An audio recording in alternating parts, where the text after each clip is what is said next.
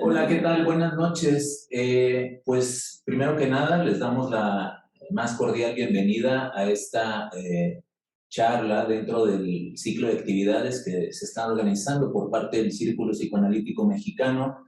Y bueno, pues en esta ocasión estaremos dialogando sobre dos personajes muy importantes dentro de la historia del movimiento psicoanalítico, que son Lou Andrea Salomé y Sabina Spielrein.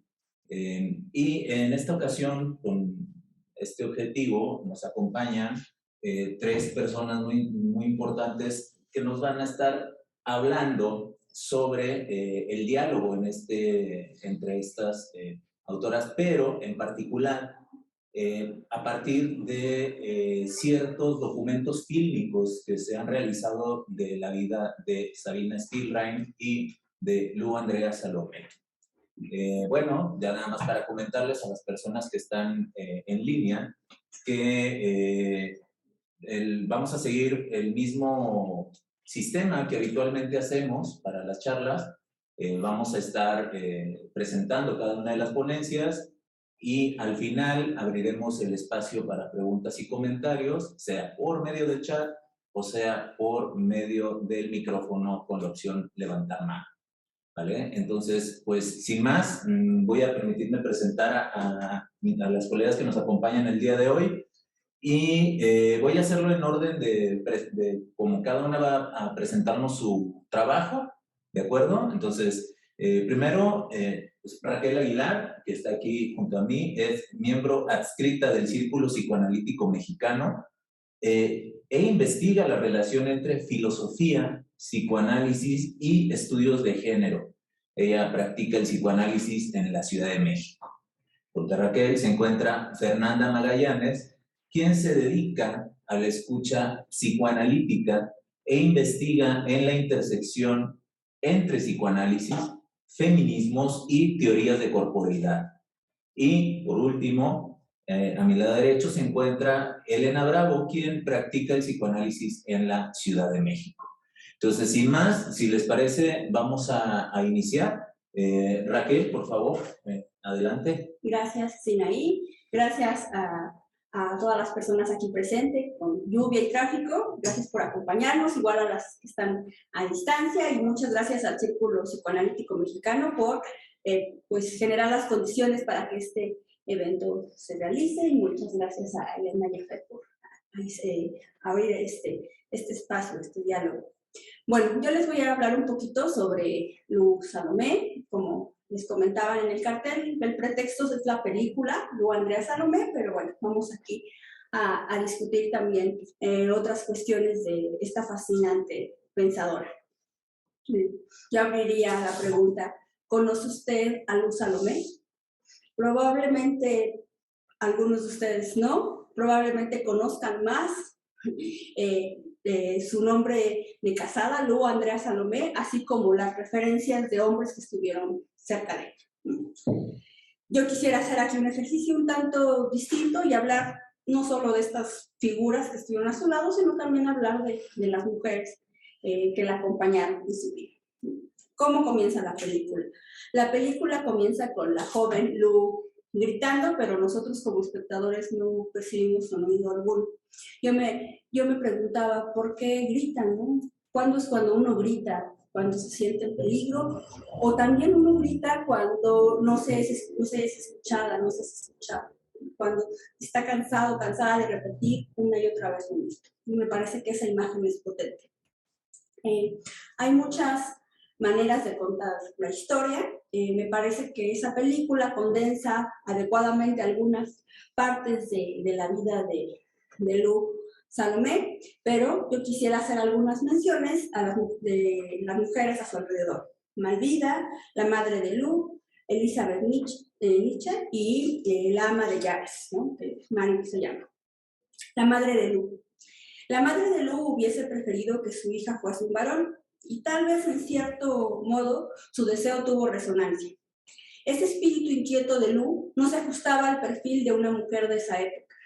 La madre de Lou sí se ajustaba más a dicho perfil, fiel seguidora de las tradiciones. Recordemos la escena donde la madre le da una bofetada a Lu por no aceptar la confirmación religiosa, y eso va a desplegar una serie de dimensiones, esta lucha interna de Lu por asumir ciertas convenciones. Sin embargo, eso va a estar un tanto separado de pues la vida espiritual, ¿no?, que ella va a librar. Siguiendo con Frau von Salome, ella cuestiona los planes de su hija respecto a querer estudiar, cuando el camino más adecuado para ella sería el que se casara. No obstante, para la época, desde mi punto de vista, considero que Frau von Salome está al pendiente de la salud de su hija, y aunque lo llega a pensar, ¿no?, llega a hacer esta advertencia de retirarle el sostén económico para que ella continúe con sus estudios, con la vida que ella ha decidido, me parece que ahí la sostiene, ¿no?, al pendiente de su salud, y al final pues dándole estas condiciones para que ella desarrolle su espíritu, y al final gozando de cierta libertad. La fiel ama, Elisabeth Nietzsche. Una mujer menos transigente es Elisabeth Nietzsche, celosa de su hermano e invirtiendo gran cantidad de recursos para desacreditar a Lu. Nietzsche murió, pero el recelo que su hermana tuvo hacia Lu se mantuvo hasta el final de los días de ambas. Según nos muestra la película, y yo estaría de acuerdo, Lu prestó menos atención a Elisabeth que a la inversa.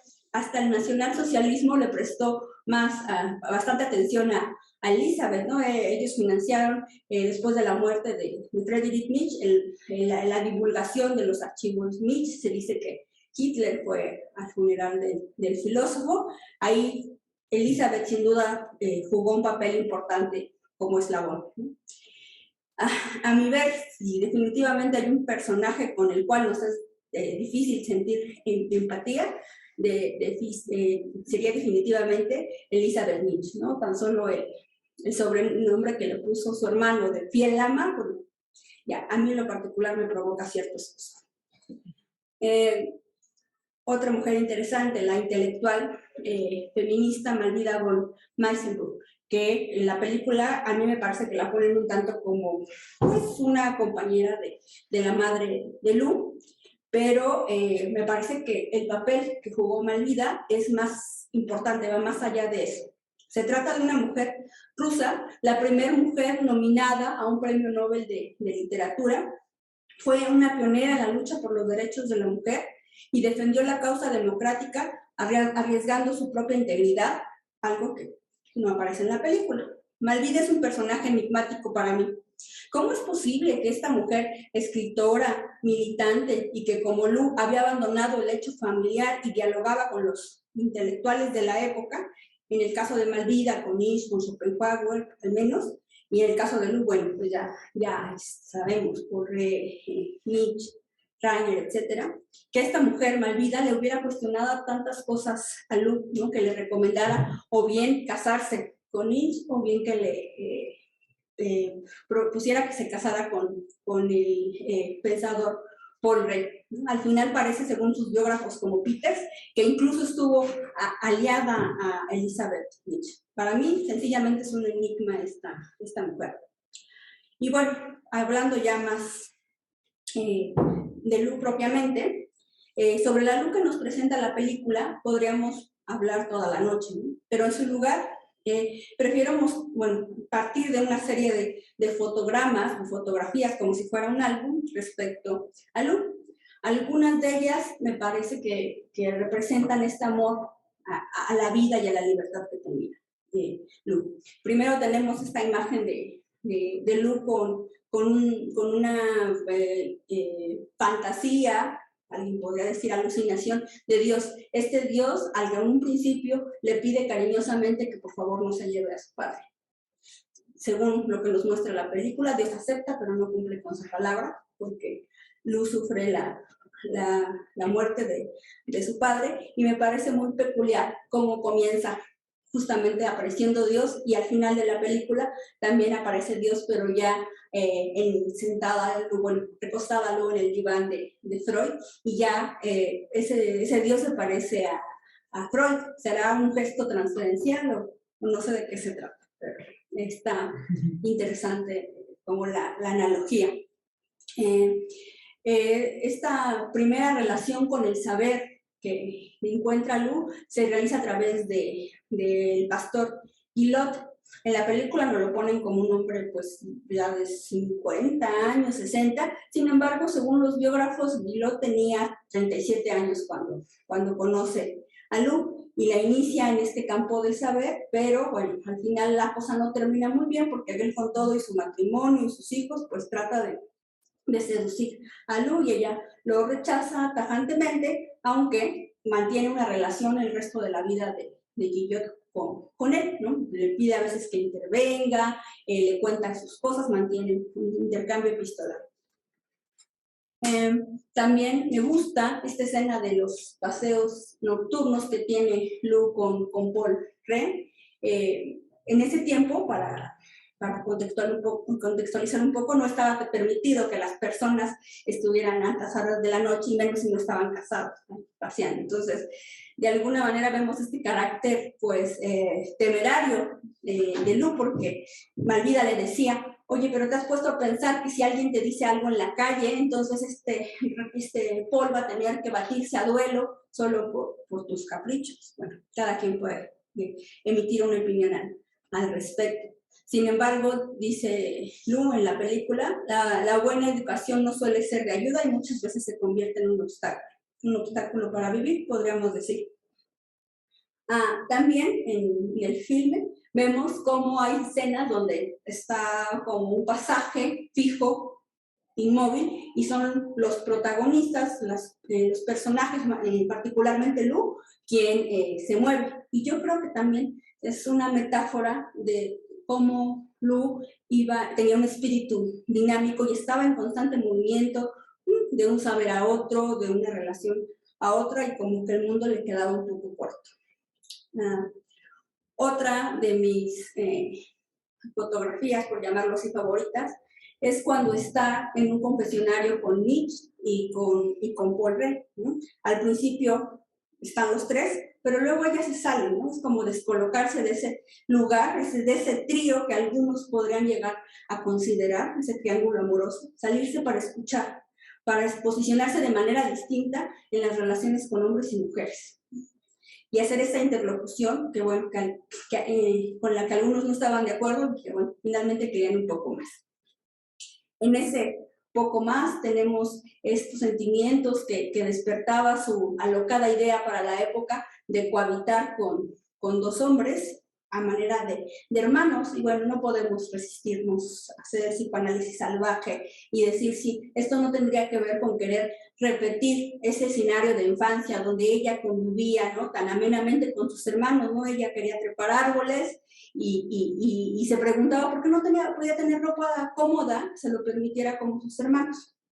Por lo que vemos en la película, el papá no le pudo responder por qué no podía hacer de otro modo. Y yo creo que en esta escena del confesionario vemos un intento, ¿no?, de Lu por hacer las cosas de otro modo. Una escena también curiosa es la del embarazo de Lu, que me parece que ahí no es justo con los datos biográficos lo que se nos presenta, porque ahí pareciera que premeditadamente Lu estaba buscando interrumpir su embarazo, cuando según los biógrafos no está del todo claro qué fue lo que pasó. En mirada retrospectiva, Lu dice que ella estaba subiéndose al árbol embarazada y para recoger manzanas y que se cayó. No vamos a saber qué fue lo que pasó, pero me parece que la película no es como justa con esa escena. ¿Okay?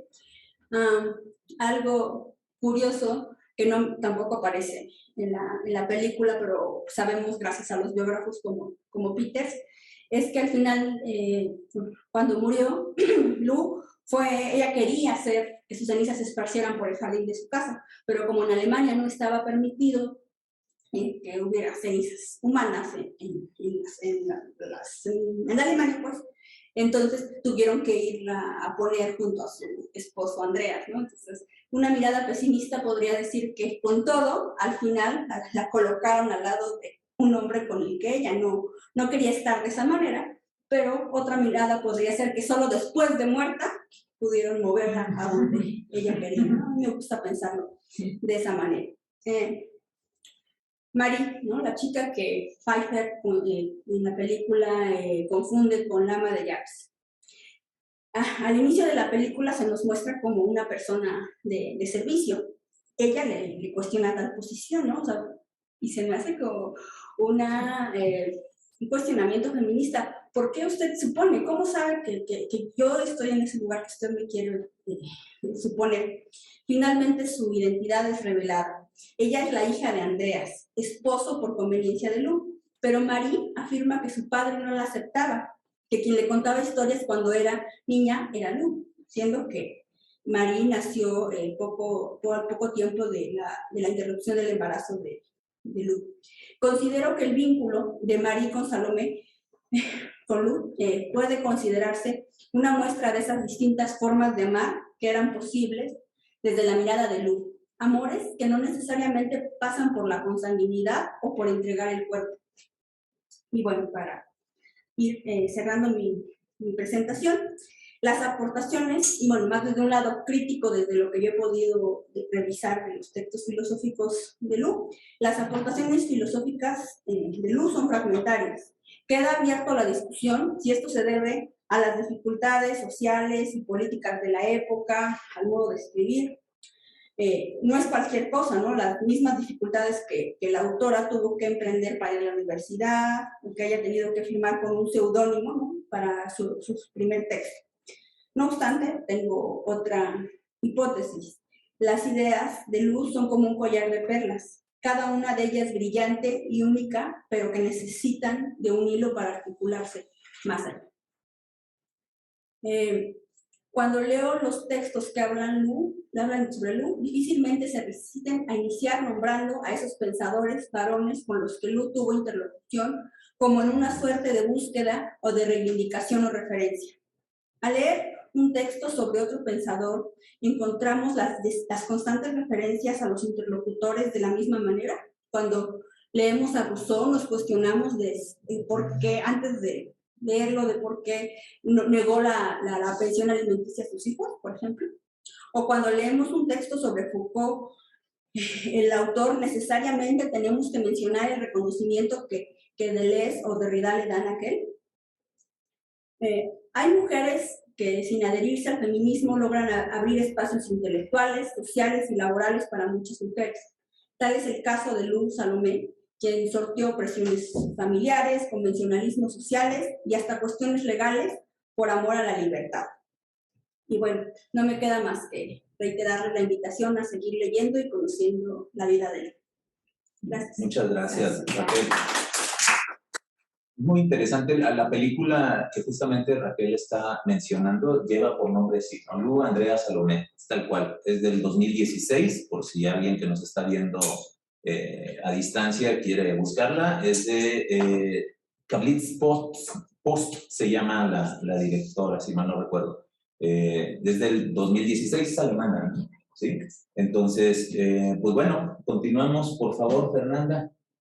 Bueno, pues muchas gracias por estar aquí y muchas gracias a quienes están ahora en línea. Yo estoy muy contenta y gracias por la invitación, Raquel. Me encanta poder compartir esta mesa con ustedes. Y bueno, yo voy a hablar de Sabina Spielrein. El punto es que hable de dos películas, ¿no? Una es Te doy mi alma y la otra es Mi nombre es Sabina Spielrein. Decidí hablar un poco más acerca de la vida y obra de Sabina Spielrein para después hacer una pequeña mención de lo que de esto se toca en las películas, ¿no? Entonces, bueno, esto porque hay muchas referencias que hoy en día se han hecho a Sabina Spielrein, pero se han enfocado en un breve episodio de su vida que tiene que ver como con la amante de, ¿no? Como para pensar la transferencia erótica. Y Sabina Spielrein es una mujer con una obra y trabajo profundo que todavía no acabamos de conocer, entonces quisiera como retomar parte de su historia. Va a ser inevitable que toque ese punto, porque además La mayoría de las referencias hacen alusión a ese periodo, pero bueno, entonces leo. Mi deseo final, solo mi cabeza debe ser sujeta a una autopsia, a menos de que sea demasiado fea. Solo los mejores estudiantes pueden observar. Le doy mi cráneo a mi escuela secundaria, que la pongan en una vitrina de vidrio con flores secas. El cuerpo debe ser quemado. Tiren las cenizas en la tierra en medio de un enorme bosque. Planten un roble y escriban ahí. Yo también fui un ser humano. Mi nombre fue Sabina Spielrein. Esta es una entrada en su diario. Me llama la atención ahora que decías, Raquel, esta cuestión como con las cenizas, siendo tanto Sabina Spielrein como Luz Salomé rusas y más o menos de la misma época, ¿no? Hay algo ahí, pero bueno, Sabina Nikolaevna Spielrein fue una psicoanalista brillante, intensa, profunda, sensible y penetrante. Su trabajo después de su muerte quedó olvidado hasta 1980, en que textos suyos fueron recuperados. Aldo Carotenuto, el psicólogo analítico y escritor italiano, y su colega Carlo Trombetta rescataron en 1978 la correspondencia de Spielrein con Sigmund Freud y Carl Jung, un diario suyo y algunos de sus escritos. Publicaron así, con un prólogo de Bettelheim, el diario de una secreta simetría, Sabina Spielrein entre Jung y Freud. La historia resultó interesantísima a los lectores, que accedieron a una serie de hechos centrados en la correspondencia y el diario. También se generaron escándalos centrando en Sabina Spielrein y Jung como amantes, alejándose de reconocer la obra y trabajo de una psicoanalista central. Tal fue el caso, por ejemplo, cuando en Francia una nota del periódico Le Monde en 1981, titulada Jung y el Diablo, el fantasma de Sabina Spielrein, agitó más rispideces contra el trabajo de Jung. Es imperdonable, pero no es de sorprender en este mundo, que ante tal descubrimiento la nota se centrara en Jung y no en Spielrein. Para Spielrein, esa maravillosa psicoanalista, el lugar que se le concedería entonces, después de 30 y tantos años de olvido, era el de amante de. Leo aquí la pequeñísima nota periodística para darnos una idea. Quien no almuerza con el diablo no cena con Dios, dice un proverbio polaco. Antes de convertirse en un anciano sabio, Jung solía almorzar con el diablo. Este último, como una complacencia sin límites, le presentó a una joven judía atractiva, por supuesto, e histérica, por si fuera poco, para estar seguro de que no dejaría indiferente a su invitado. El diablo no se equivoca, nunca se equivoca de todos modos. La pequeña judía con trenzas atadas a la espalda, a quien sus padres habían enviado a Zúrich en 1905 para ser tratada en el hospital Burg-Holzli, impresionó fuertemente a su médico, el doctor Jung. La llevó a analizar. Tenía unos 20 años y había decidido emprender estudios de psiquiatría. Su nombre era Sabina Spielrein y sin la investigación del profesor italiano Aldo Carotenuto no sabríamos nada de su historia, lo que sería lamentable porque es a la vez romántica e instructiva. En cierto modo, además, el destino de Sabina Spielrein recuerda al de otra ilustre rusa, Lu Andrea Salomé. Enamorado de su paciente, con quien pasó imperceptiblemente de una relación analítica a una relación menos incorpórea, Carl Gustav Jung no permaneció menos lúcido. Así le escribió lo que todo hombre siente, pero que muy pocos admiten en tales circunstancias. Cuando siento que nace en mí el amor por una mujer, mi primera bondad es el pesar, la piedad por esta pobre mujer que sueña con la fidelidad eterna y otras imposibilidades y preparándose para un doloroso despertar. La lucidez extrema a menudo linda con la grosería y en este caso Jung no se comportó exactamente como un caballero. Al enterarse la madre de Sabina por una carta anónima, probablemente enviada por la esposa abandonada, de lo vil que sobornaba el médico de su hija, este respondió con descaro que no tenía la prerrogativa de la sexualidad de Sabina, que además deseaba liberarse de su afecto y que finalmente exigió los honorarios que no había percibido hasta entonces como una compensación, precisó, por las molestias que me tomé. Cierro cita de texto completo de Roland Jacquard. ¿No? ¿Qué comento, no? La nota, claramente, alimentó la demonización a Jung por parte de algunos psicoanalistas en Francia y dejó entre muchos la impresión de Spielrein como el amante de Jung, un personaje reducido a un error de tratamiento. Se le retrató con frecuencia exclusivamente como un caso para pensar la transferencia erótica. Al día de hoy ha habido un trabajo interesante por parte de algunos investigadores, pero no toda su obra está traducida, excepto la que se conoce al inglés. Clara Naskowska, quien como historiadora cultural se ha enfocado en el estudio e investigación de la primera parte de la historia del psicoanálisis, fundó muy recientemente, entre 2019 y 2020, la Asociación Internacional para los Estudios de Spielrein. Buscó a sus estudiosos vivos y reunió la total bibliografía de 7 libros, incluido ahí en uno que compila sus artículos esenciales, 61 capítulos y artículos científicos y 4 películas que existen acerca de su vida, publicadas que van de 1992 a la fecha, y reunió a los estudiosos de su obra.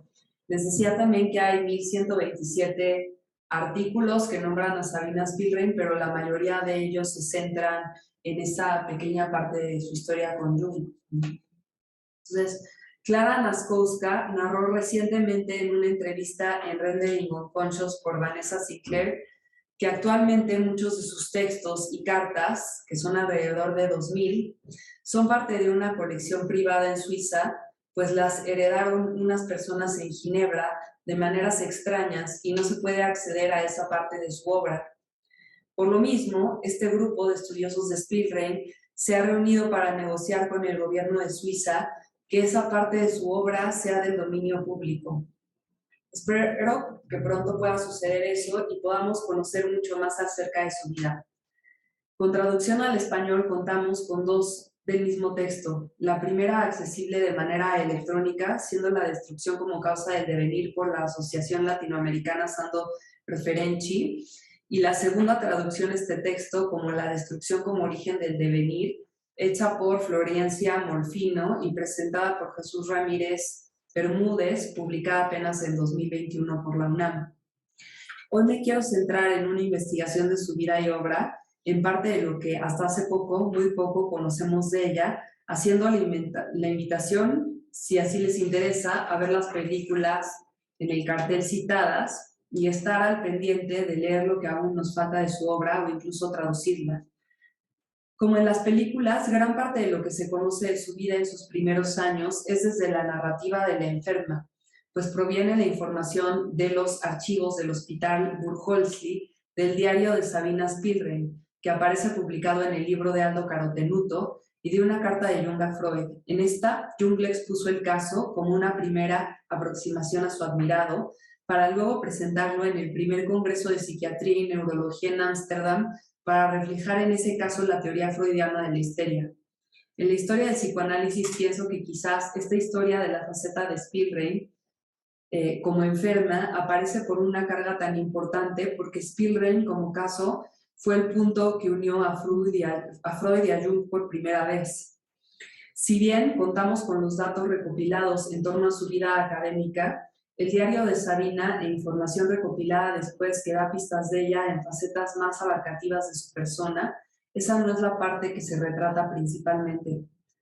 Ángela Celis apuntó que es innegable que la relación de Sabina Spielrein con Jung la subsume o consume a una especie de identidad de, lo pone ella así, sick girl, seductriz obsesiva, histérica, periodo que ocupó solo un espacio de su vida, mientras además era una mujer de mucha carrera, influencia y sobre todo potencia, incluso política. En cuanto al episodio de su vida con Jung, fue incluso ella quien contribuyó en la formación de conceptos en la obra del suizo, como ánima, persona, individuación, sombra, la génesis de Eros, del inconsciente y de arquetipos, mitología y cabalística, siendo esta última una influencia que le dejaría a Sabina su abuelo, que además era vidente. Celis resaltó que la versión de Carotenuto de Spielrein se centró en la triangulación entre Jung y Freud y la objetivificó presentándola por vía de lo que discutían estos dos hombres en correspondencia. Esa visión específica fue reificada por muchos académicos, escritores, cineastas y personas de la industria cultural, especialmente John Kerr, Christopher Hampton y David Cronenberg en la película Un método peligroso.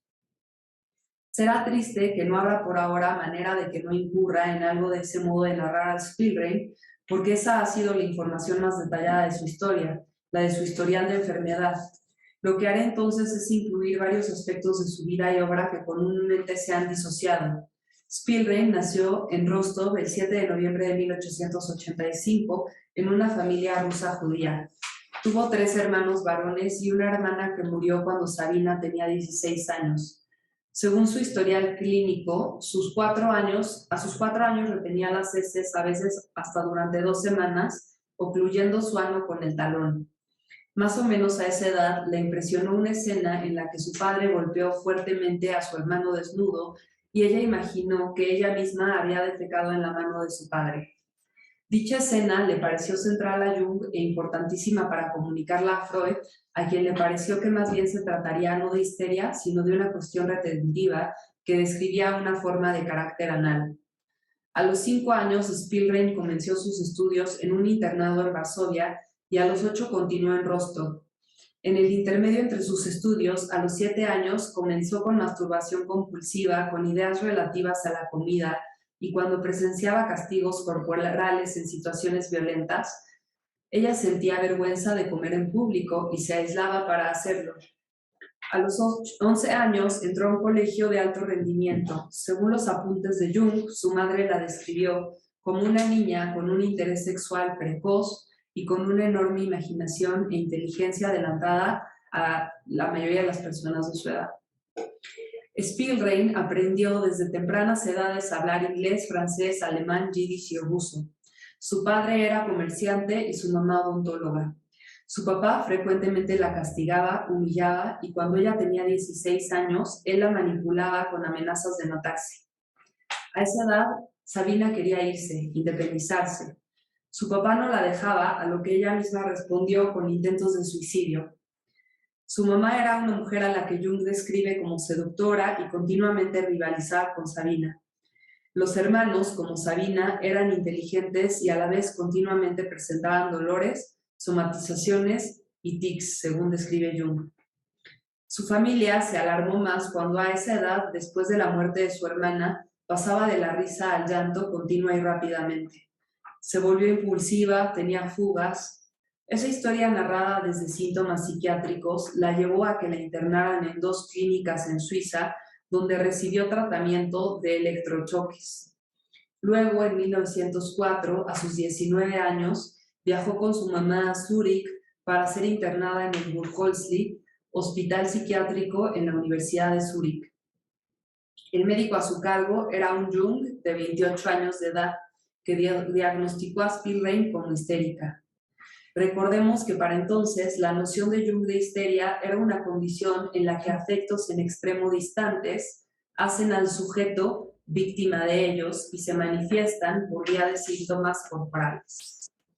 El Burgholzli era el hospital para pacientes agudos desde 1870 y sus líneas de investigación, si bien eran centradas en el lema de la clínica que diseñó A. Greisinger, las enfermedades de la mente son enfermedades del cerebro, había unos cuantos médicos interesados en otras posturas, como el estudio del psicoanálisis, sobre todo en su conjunción con la hipnosis. Forel, por ejemplo, con su trabajo en torno a hipnosis y sugestión, y Bleuler en su comprensión de síntoma como secundario a representaciones inconscientes y defensas del yo ante dichas representaciones que se podrían derribar por vía de la hipnosis.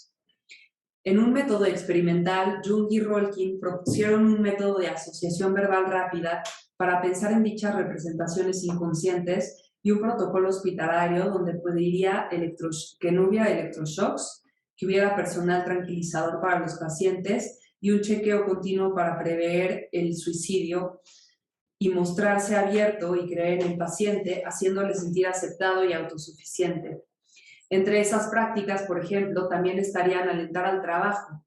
Esa fue una razón expresa para que Jung extendiera la invitación a Spielrein a colaborar en el método de investigación de experimentos sobre asociaciones verbales. Ella colaboró y siguió con dicho método hasta el término de sus estudios de medicina en la misma Universidad de Zúrich. Siguió a la vez en análisis con Jung hasta 1908. Sabemos de su relación amorosa con Jung de manera documentada solo cuando ésta se volvió pública entre principios de 1908 a marzo de 1909. Fue en esa época en la que Jung renunció al cargo que ocupaba. Según Sellis, Freud le escribió a Sabina Spielrein pidiéndole perdón al haber sabido del caso y ella le contestó que él debió haberle dado a ella una audiencia. Algunos autores han elaborado que ese episodio de un año de Jung y el escándalo conocido fue la verdadera razón del alejamiento final con Freud, pues en el momento cúspide del escándalo dijo que la dificultad de Jung para conceder un papel principal a la sexualidad en la etiología de la histeria era claramente un problema personal que Jung tenía en el manejo con sus pacientes. Coincidente y consecuentemente, Freud tenía la aspiración en ese momento de escribir técnicas y reglas sobre la práctica del psicoanálisis. Por primera vez en su correspondencia con Jung hizo uso del término contratransferencia, recomendándole desplazar sus sentimientos, hablar de una regla de abstinencia en este trabajo tan imposible. 2 años después, en 1911, Spielrein se licenció con la lectura de su tesis El contenido psicológico de un caso de esquizofrenia, bajo la dirección de Bloiler. Su tesis fue el primer trabajo académico publicado en utilizar el término esquizofrenia. En esta, a través de los experimentos por asociaciones verbales en los que trabajaba, descifró el lenguaje desorganizado de una paciente con esquizofrenia, contrastando los mecanismos estructurales del pensamiento con mitología. En 1911 mantuvo contacto con Freud en Viena y en una reunión de la Sociedad Psicoanalítica de Viena, cuando se reunían en el Café Coop, porque no existía una sede, leyó frente a Otto Rank, Victor Tauss, Steckel, Paul Federn, Hans Sachs y Freud su trabajo La muerte como origen del devenir. Su impecable trabajo le concedió ser miembro de la Sociedad Psicoanalítica de Viena por votación unánime, cosa que no había ocurrido antes. Publicado el texto un año después, su trabajo inspiró a Freud a construir su noción de pulsión de muerte. Freud, en Más allá del principio del placer, en 1920, le dio una pequeñísima nota al pie de página, siendo que el contenido teórico claramente es más que una pequeña fuente de inspiración y más incluso que solo el germen de la idea de pulsión de muerte en Freud. Me detengo ahora en esta narración cronológica para hablar de este trabajo. En La destrucción como origen del devenir, Spielrein elabora el concepto de pulsión de muerte, de repetición y también de yo inconsciente y energía fija y móvil, quiescente, la diferencia entre yo consciente e inconsciente. Esas ideas y conceptos Freud las reelaboró en Más allá del principio del placer para hacer un cambio importante a su teoría. Asimismo, otros conceptos como angustia los afinó ahí. Spielrein planteó que el instinto de reproducción es el más poderoso impulso, pues alberga sentimientos positivos y sensaciones placenteras. A su vez, que hay respuestas de defensa ante la actividad sexual. A esas defensas las llamó sentimientos, a los que llamó negativos, la angustia y la aversión. Se preguntó qué pasa con esas defensas y subrayó lo comprensible que es el temor al destino erótico, en tanto que tiene peligros escondidos. Recordemos que después Freud elabora esas ideas de angustia, temor y terror, justo en Más allá del principio del placer. De tal modo que la descarga como único placer parece insuficiente para pensar al aparato psíquico. De Steckel retomó la idea de que el lenguaje de los sueños tiene un deseo de muerte asociado al de vida. De Gross, que la repulsión no solo es descarga, sino que una excreción de vida. De Bloiler, que la negatividad es una defensa a la afectividad. De Jung, que el deseo apasionado es fuerza que embellece, pero también que destruye. Ante esas ideas, se preguntó si entonces habría que desmantelar la idea de que las representaciones de muerte estén plenamente contrapuestas a las sexuales, e insistió en apuntar a las contradicciones que hay en el destino erótico. Por ejemplo, dijo que una mujer abandonada a la pasión se dirige plenamente a la destrucción, o que alguien puede sentir que trae al enemigo dentro cuando, habiéndose descargado, se topa con una sensación de finitud, o que un neurótico común vacila para no lidiar con una lucha peligrosa. Así planteó que las fantasías de muerte acompañan con frecuencia la renuncia al deseo sexual. Sofocar al deseo es para ella entonces una especie de suicidio. Para Spielrein, ante lo nuevo, siempre se destruye algo viejo. Esto incluso lo llevó al modo en que opera como un hecho biológico, condición que para ella se extiende al aparato social. La unidad de cada célula se destruye cuando se crea nueva vida. Se desea mucho una nueva creación para poder destruir algo de uno mismo. En ese sentido, una relación sexual es una relación de fusión, y ese es precisamente el punto álgido de la destrucción.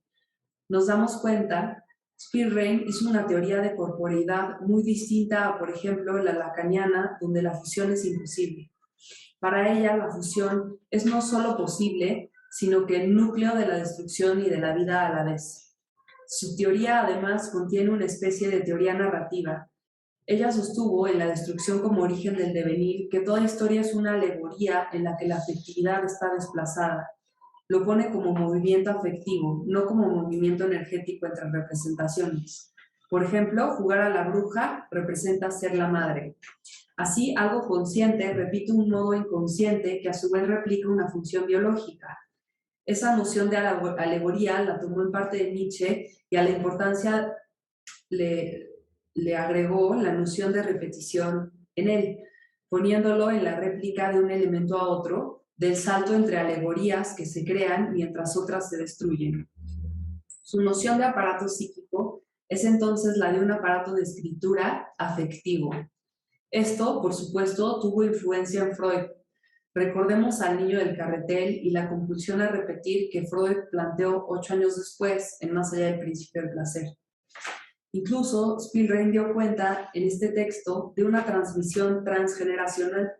Acontecimientos acumulados durante varias generaciones adaptan el curso del pensamiento presente y en el inconsciente todo se confunde con un original. Así, nuestro ser anhela transformarse en su propio origen, fusionarse con él para que aparezca algo diferente, un nuevo ser renovado. Para Spielrein, un instinto sexual suple la alimentación tanto como la alimentación a un instinto sexual en el movimiento de búsqueda de esa fusión. Así, a una parte del yo le interesa lesionarse y un yo inconsciente, cuando a la vez el consciente busca perseverarse. Esa contradicción la verá como parte de la producción de la vida. En un espejeo, el yo, al toparse con tendencias antagónicas, lo siente inadecuado. Spielrein planteó además que en la histeria hay una hipertrofia del yo. Ella se preguntó por qué la búsqueda del origen es placentero, por qué reconocer lo familiar produce placer al punto incluso de repetir la historia de generaciones atrás. Se respondió que es porque solo así la partícula del yo y la posibilidad de su renovación emerge. Para ella se busca lo familiar para que las partículas del yo se disuelvan, pero al neurótico le apanica disolverse. Lo mismo pensó con respecto al lenguaje y retomó a Nietzsche en que el propósito del lenguaje es embrollarse, comprender al otro. Comprender al otro silencia, no hay más. Desde el método de asociación de palabras que ella investiga, piensa que no solo el instinto de muerte, sino que las representaciones vivas de la muerte suscitan imágenes de vida. Por ejemplo, si le dijera a alguien ataúd, la persona respondería cavar, renacer, cielo. Esa búsqueda de vida por vía de la muerte la trazó además en casos clínicos de Forel, Binswanger y Freud. Para ella, un elemento como un caballo puede representar vida y muerte a la vez, siendo cada partícula del yo una especie de indecidible. Por eso, retomando a Nietzsche, para ella, voluntad de amor es voluntad a morir, tan fuerte como pueda sonar. Por ejemplo, puso el ejemplo de matar a alguien de una misma, a alguna imagen de una misma, o a alguien de una misma, para convertirse en una mujer que es mirada por alguien más. Pienso que estas ideas son muy interesantes para explorar una beta de la génesis del amor romántico. Para abril de 1912, poco después de la publicación de su texto, se fue de Viena a Berlín y conoció a Paul Schefter, un médico judío 21 años mayor que ella, con quien se casó a 2 meses de conocerlo. Para agosto del mismo año, Freud le escribió a Spielrein diciendo que seguramente ella estaba a mitad curada de su ligación neurótica con Jung, restándole aún la otra mitad si es que ella quisiera analizarse con él. Spielrein tuvo 2 hijas y luego se separó de Schefter. Algunas versiones, otras aseguran que Schefter se fue después de que tuvieran una hija y regresó años después con Nina, hija de otra mujer a quien Spielrein recibió y cuidó con acuerdo de su mamá biológica. Como haya sido, Spielrein se quedó al cuidado de 2 niñas como sus hijas y no dejó de cartearse con Jung y con Freud por separado. El 20 de enero de 1913, Freud le dijo a Spielrein en una carta que había roto definitivamente su amistad con Jung y que Federn le criticaría próximamente su trabajo de la destrucción como causa del devenir, que por favor lo leyera y le contestara con benevolencia. Fue durante ese periodo que Spielrein vivió en muy distintos lugares: Berlín, Múnich, Lausanne, Ginebra y Moscú. Durante el periodo de la Primera Guerra Mundial fue muy productiva y prolífica en su escritura. En 1919, habiendo finalizado la guerra, editó varios de sus trabajos y los publicó en la Asociación Psicoanalítica de Viena. A la vez se sintió desalentada por un tiempo del psicoanálisis y trabajó en una clínica quirúrgica exclusivamente como médico y se dedicó a la música. Ella tenía 35 años para 1920, su hija Renata 7, y Eva no lo sabemos, pues aparecen distintas fechas de su nacimiento y pese a todo lo que había hecho, sentía que no se asentaba profesionalmente. Fue en esa fecha a Ginebra como una especie de embajadora de Freud, nombrada profesora de psicoanálisis en el Instituto Rousseau, extensión de la Fundación de Edouard Claparède. Ahí lideró la primera investigación de desarrollo infantil. En ese instituto estaban inscritos Pierre Bobet, Raymond de Saussure, Gustave Bally, Charles Odier y Jean Piaget. Spielrein los analizó. Piaget, después de un tiempo intenso de análisis con ella, dijo que le levantó una transferencia difícil de trabajar con respecto a su propia madre, pero fue influenciado por ella en muchas de sus ideas en torno al desarrollo. Bobet decía que era una misionera del psicoanálisis. No siendo del todo bien acogida, o no al menos como esperaba, se dirigió a Berlín y presentó entre los 48 trabajos que había escrito durante todo este periodo uno, El tiempo de la vida psíquica subliminal. En este argumentó que la estructura de los sueños muestra instrumentos para representar el tiempo, el pasado por medio de metáforas en torno a la lejanía y el futuro por vía de acciones repetitivas. Su importante lugar para el psicoanálisis se haría ya indudable. Freud le recomendó que se trasladara a Moscú al Instituto Psicoanalítico. En ese momento estaba ahí Moshe Wolf, Vygotsky y Alexander Luria. Fue nombrada de inmediato miembro de la Asociación Psicoanalítica de Moscú.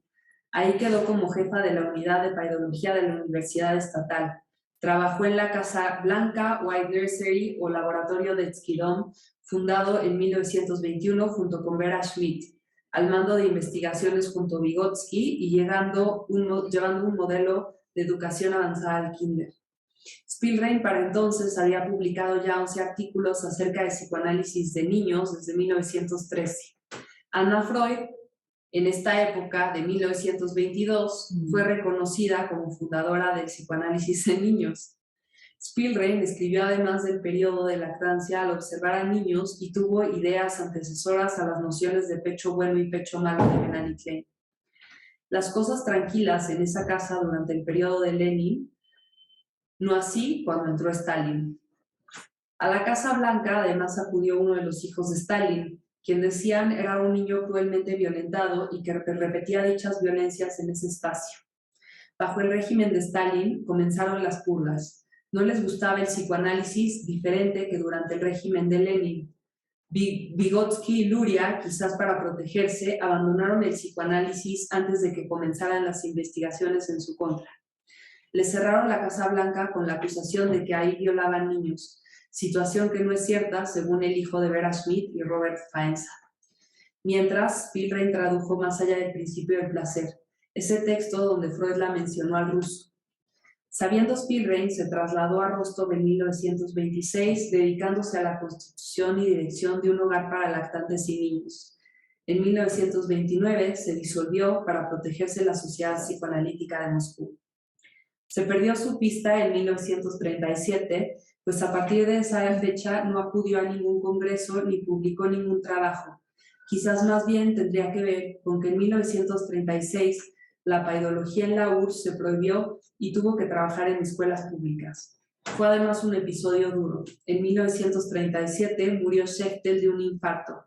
Uno de los hermanos de Spielrein fue fusilado por los stalinistas y arrojado a una fosa común. Y un año después fusilaron a sus dos hermanos y murió su padre. En 1942, Spielrein fue fusilada en la sinagoga de Rostov junto con sus dos hijas por soldados alemanes del ejército nazi del Frente del Este. Durante la Segunda Guerra Mundial, sus escritos fueron olvidados por mucho tiempo y algunos perdidos, excepto por algunas referencias de historia del psicoanálisis, como las de Jones, Gay y Nancy Chodorov. Sin embargo, ella dejó algunos de sus escritos y documentos personales y diarios a Edouard Claparède, incluso su diario. Gracias a la apertura política que se dio en Rusia en 1989, mucha información ha sido rescatada, además de lo que Aldo Carotenuto recopiló en 1977. Magnus Ljunggren y Sabine Rickenbacker, por ejemplo, contactaron a sobrevivientes que dieron testimonio de Spielrein, y a medida en que archivos han ido abriéndose, ha ido saliendo más información. Sabina Spielrein fue además la primer psicoanalista que se hizo psicoanalista por vía de su propio análisis. La primer psicoanalista que se analizó, según Michael Gerard Plastow, quien dice que pese a las fallas que pudiéramos pensar en esa relación analítica, los efectos en la escritura de Sabina marcan un fin de análisis lacaniano, punto de vista con el que Eric Porch concuerda. Te doy mi alma, de Robert Faenza, y el documental Mi nombre es Sabina Spielrein, ambos de 2002, de Elizabeth Marton, me parecen importantes obras audiovisuales. Ambas están basadas en hechos reales. La primera es una película que toma datos reales después de una ardua investigación de 7 años y ficcionaliza otros, y el segundo es un documental actuado. Si bien ambas producciones se enfocaron en los descubrimientos de Aldo Carotenuto, no se quedaron solo con esa información. Roberto Faenza cuenta que su investigación fue muy larga y tediosa. Una tercera parte de la película se monta sobre lo que pudo investigar y no solo en las cartas y la relación entre Spielrein y Jung.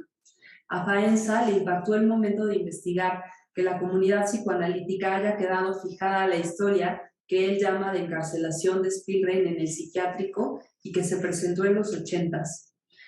Faenza fue durante varios años a Moscú.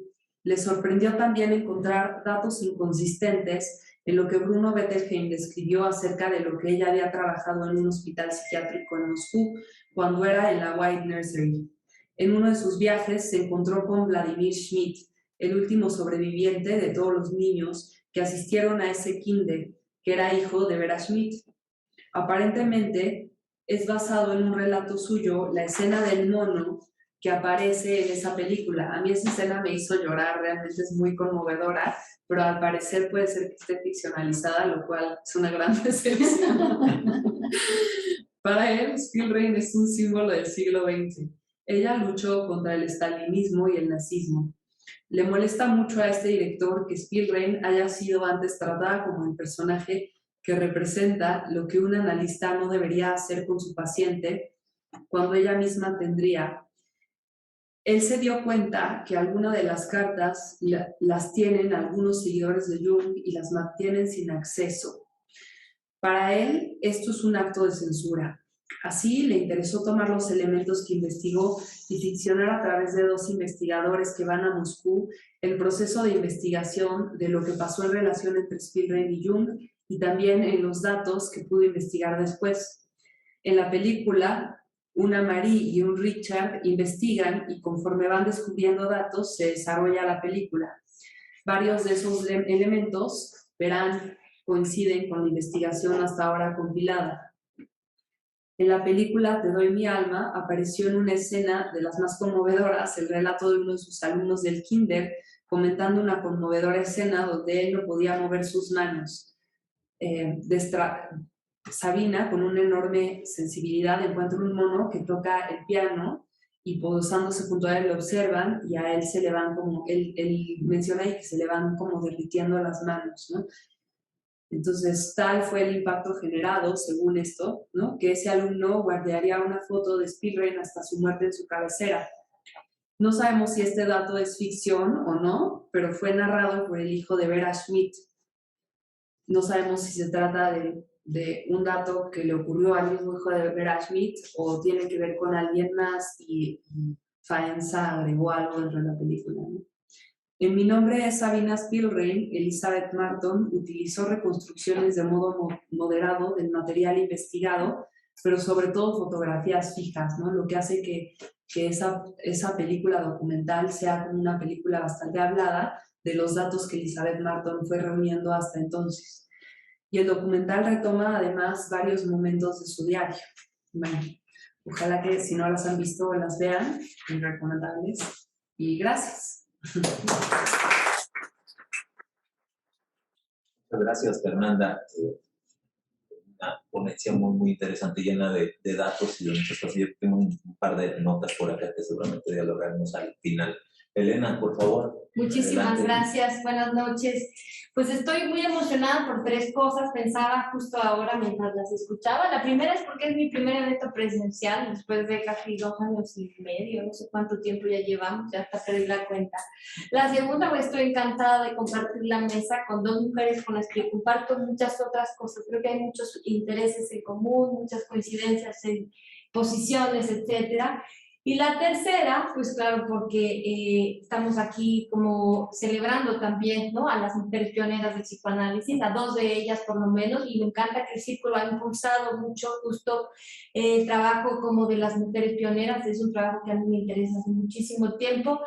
Desafortunadamente no todas las pioneras no tienen esta vida tan escandalosa, que la llevan al cine, ¿no?, películas que se llaman, que están catalogadas como romance y suspenso y no sé qué, ¿no? Por su relación, desafortunadamente por su relación, la relación de estas 2 mujeres, ¿no? Tanto Lu con Nietzsche, ¿no?, y con Freud, etcétera, como lo que ha mencionado Fer, la relación de Sabina con Jung y Freud, ¿no? Eso quizás hace que ellas 2 sean mucho más visibles ahora, pero desde el escándalo, desde esa posición y no necesariamente desde su obra.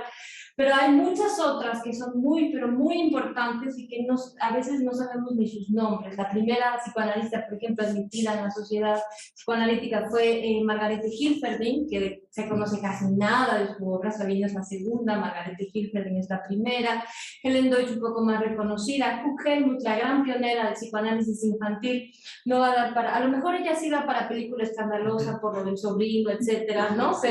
Pero como no hacen estas cosas algunas de ellas, ¿no? Entonces no da para película de esto, ¿no? Entonces Karen Horney, que también es una mujer bien interesante, ¿no? Hay Joan Rivière, ¿no? Hay muchas otras que también son bastante valiosas, ¿no? La vida de estas 2 mujeres, yo en particular voy a comentar Sabina Spielrein, también me tocó la película Método Peligroso, a comentar algunas cosas de la película. Pero primero quisiera como hacer un puente entre estas 2 mujeres a partir de lo que ellas mismas escriben. Afortunadamente contamos con una biografía de Lu, que se llama Mirada Retrospectiva, y bueno, un diario que Fer nos ha comentado que ha sido recuperado por Aldo Caratenuto, donde también tenemos la palabra de Sabina Spielrein, como para poder escuchar un poco desde ella. Pero encontré en el diario, ¿no?, en la biografía de Lu, ¿no?, la que ella misma escribe, y en el diario una coincidencia bien interesante entre estas 2 mujeres, que quiero comentar. Una cita que a mí me encanta de Lu, que la pongo por todos lados porque me gusta mucho, es lo que dice en este diario. Dice: no puedo ni vivir conforme ejemplos, ni voy a representar jamás un ejemplo para nadie, pero en cambio voy a darle forma a mi propia vida de acuerdo conmigo misma. Eso sí lo voy a hacer, ¿no? Una mujer libre, ¿no?, fuera de convencionalismos, pase lo que pase, ¿no? Para lo cual no tengo que defender principio alguno, sino algo mucho más maravilloso, algo que está metido en uno mismo y quema de pura vida y grita de júbilo y lucha por salir. Esta es Lu. Lu tuvo una vida mucho más afortunada, me parece, que la que tuvo Sabina Spielrein, ¿no? Tuvo desde una infancia muy distinta, y ella ha comentado algunas cosas, espero no ser muy repetitiva con lo que ha dicho Fer, pero sí son vidas muy diferentes. Pero esto se parecía. Esta fue Lu. Ahora, lo que dice Sabina acá es bien lindo también en su diario. el 28 de agosto de 1909, casi estamos en el aniversario, ¿no? Agosto es un mes que se repiten muchas cosas de Sabina, me llama la atención eso, ahora les voy a decir algunas de ellas. Dice, acá es Sabina, es bien parecido.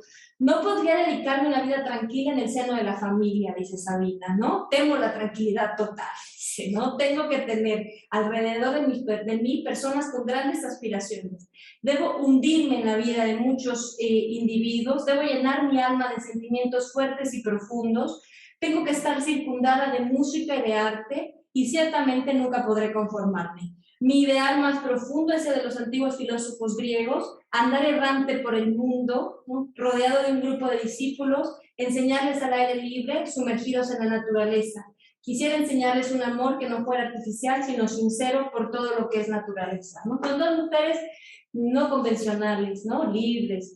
Vida muy distinta, decía la idea de Sabina, que hemos escuchado mucho de lo que Fer nos ha contado ahora, si vieron las películas, una mujer que vivió una infancia de golpes, ¿no? Que perdió cuando ya tenía 16 años a su hermana menor. Lu por lo menos tenía muy mala relación con su madre, pero una relación muy amorosa con el padre que creo que rescata mucho, ¿no? Que en el caso de Sabina los dos padres eran violentos con ella. ¿No? Tuvo una vida difícil, el internamiento psiquiátrico, ¿no? Infidelidad fuerte también por su esposo, que hizo una familia paralela a la que tenía, la persecución nazi, el fusilamiento, es decir, muchas cosas bastante duras, ¿no? Las que vivió Sabina. En fin, creo que la película que a mí me toca comentar, creo que es la peor de las tres que hay de Sabina. No sé si la vieron, Método Peligroso, la más comercial de ellas, pero me parece que ridiculiza mucho la posición de Sabina, ¿no? La actuación de esta actriz que no me acuerdo cómo se llama. Keira Knightley. Que saca así la pone, que saca la cara y que le dan nalgadas. Me parece que verdaderamente deja en ridículo a Sabina Spielgren y eso no es la imagen que yo me hago leyendo su biografía, leyendo su diario, leyendo el mismo historial clínico, ¿no? En ese episodio psiquiátrico por la cual es internada en 1904, no es la imagen que yo me hago de ella, no sé dónde saca que ellos le daban nalgadas y eso, no sé qué pasa con esa película, me parece llena de morbo, ¿no? Exalta toda esta cosa como queriendo hacer muy sexual, a lo mejor la película, no lo sé, pero deja mal parados a todos, ¿no? O sea, Jung lo deja muy mal, a Freud lo deja como un tarado, a Otto Gross como un adicto loco, ¿no? O sea, a todos estos personajes los deja, creo, en un mal lugar, no lo sé, no me gusta mucho la película, pero bueno, si sirve para que más personas se acerquen a partir de ahí, a lo mejor a la vida y a la obra, sobre todo de Sabina Spielgren y de otras mujeres psicoanalistas pioneras, quizá en ese sentido cumplir alguna función que pudiera ser rescatada, ¿no? Sabina, como bien lo decía Fer, y espero, insisto, no soy muy repetitiva, es conocida sobre todo por dos cosas, aunque la vida y la obra de Sabina es mucho más rica que esas dos cosas. Una es este episodio, esta relación con Jung, ¿no? Que es importante, ¿no? Más allá de la relación amorosa, creo que también una relación intelectual interesante, ¿no? Entre ellos. Creo que hay una relación intelectual interesante. Esa es una de las cosas conocidas de Sabina, y este texto que ya está publicado, justo Fer comentó, el de la destrucción como origen del devenir, ¿no? Que está publicado en español en esta edición de la UNAM, pero la vida y la obra de Sabina es más rica que esas dos cosas, aunque esas dos cosas tienen su trascendencia, ¿no? Ya muchas cosas las ha dicho Fer, conocemos de Sabina a partir de este diario que se rescata, ¿no? En Suiza, ¿no? Donde sale su correspondencia, su diario, etcétera, entonces eso hace mucho más visible a Sabina, ¿no? A partir de finales de los 70s, pero bueno, como hemos dicho, sobre todo asociado a esa relación con Jung. Tenemos esta biografía en español, Sabina Spielgren, bueno, de Jung a Freud, entre Freud y Jung, o sea, Sabina se avienta las dos, como hay que ponerle el marco de estos hombres para que tenga un lugar, ¿no? Pero bueno, igual que a Lu, pero entonces Nietzsche, pero entonces... los muestro para acá. Ajá. La biografía y este diario, bueno, lo que rescata lo Karatemuto, que está publicado, ¿no? Pero los dos, entre entre Freud y Jung, ¿no? De Jung a Freud. Bueno, ella fue desde siempre una mujer muy inquieta, muy curiosa, una investigadora, así, incluso, bueno, está su diario, aparecen muchas cosas. Entre una de sus obras hace un trabajo sobre psicoanálisis infantil, y son 3 casos en donde se llama como sobre el alma infantil, y dice, va a hablar de 3 casos, una niña y 2 niños. De la niña de la que habla es ella, y lo dice, ¿no? O sea, no se esconde y dice, pues yo voy a hablar, ¿no? De esa niña que yo fui, ¿no? Es un análisis infantil de esa niña que yo fui. Entonces, de ahí vemos, bueno, desde la biografía, desde el historial clínico que hay a partir de su internamiento, desde ese historial que ella misma hace de ella, ¿no? Como una psicoanalista mirando a esa niña que fue, ¿no? Es bien interesante ese texto. Pues una niña súper inquieta, súper curiosa, una investigadora que hacía mezclas de alimentos y bebidas para ver qué producía, ¿no?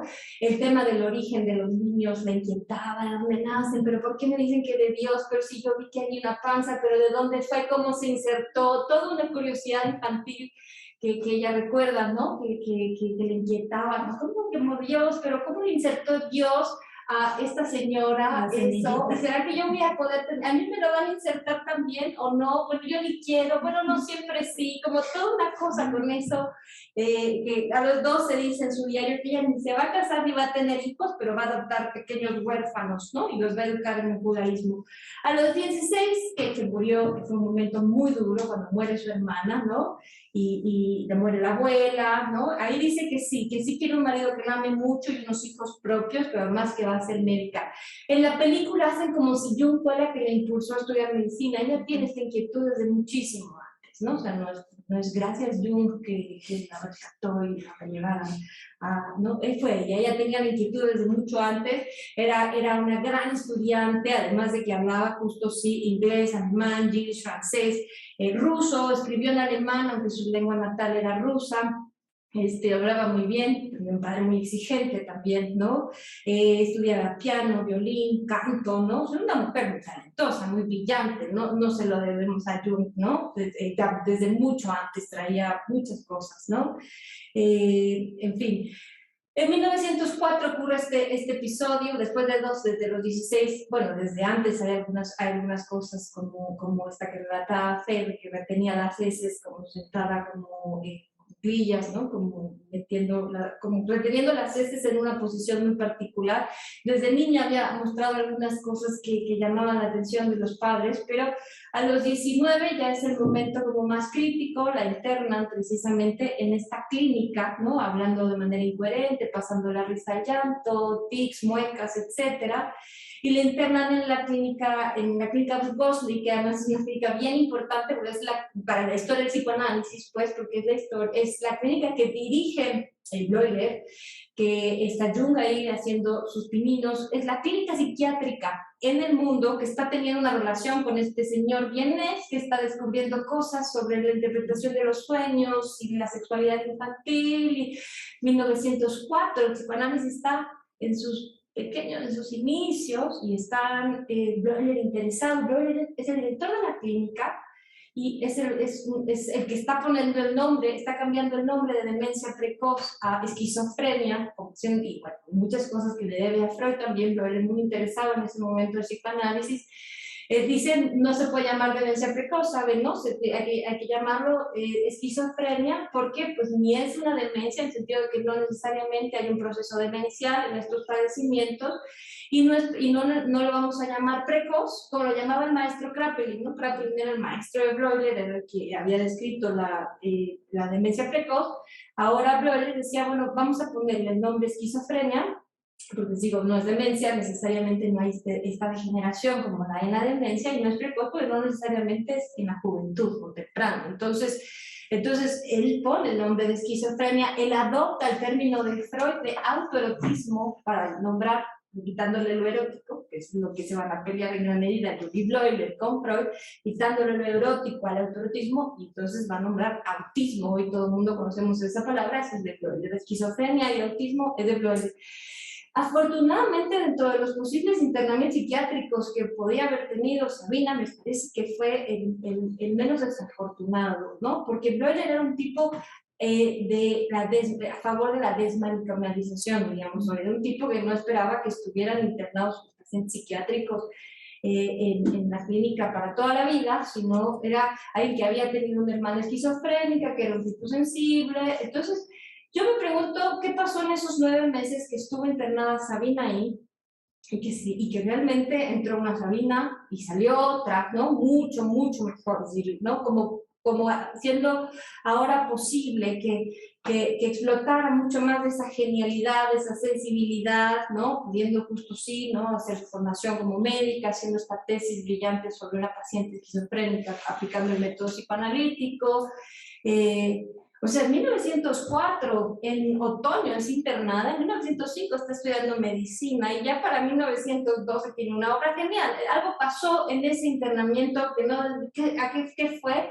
No creo que haya sido el método psicoanalítico del todo la que la haya curado, porque estaba apenas en pininos, no lo sé, en 1904, pues tampoco, no sé, pero tal vez el aislamiento, pienso que el aislamiento de esa familia donde había tanta violencia, tal vez le ayudó, la clínica, y por eso hablé un poco de Bleuler, a lo mejor una figura mucho más amable, ¿no?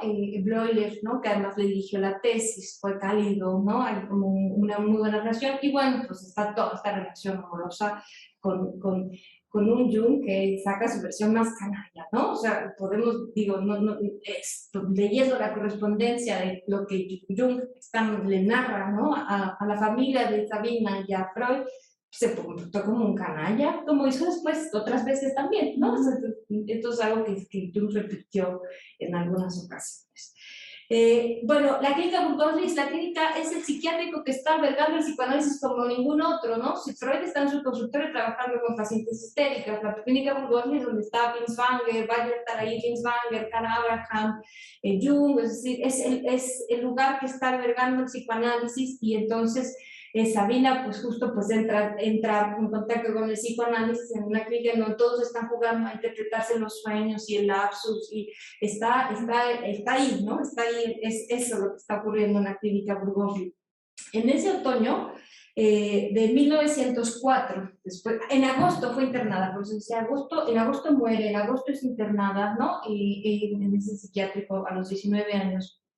En ese otoño de 1904, Sabina escribe en su diario, fíjense lo que dice: vacío, oscuro y frío, vacío y oscuridad alrededor, sola estoy en el mundo, totalmente sola, ni padrecito, ni madrecita, ni techo familiar, a nadie puedo comunicar mis pensamientos, mi cabecita, nunca puedo dejarte descansar, nunca puedo reclinarte, mi pobre corazón partido, ¿por qué lates inquieto y quejoso y con tanto dolor?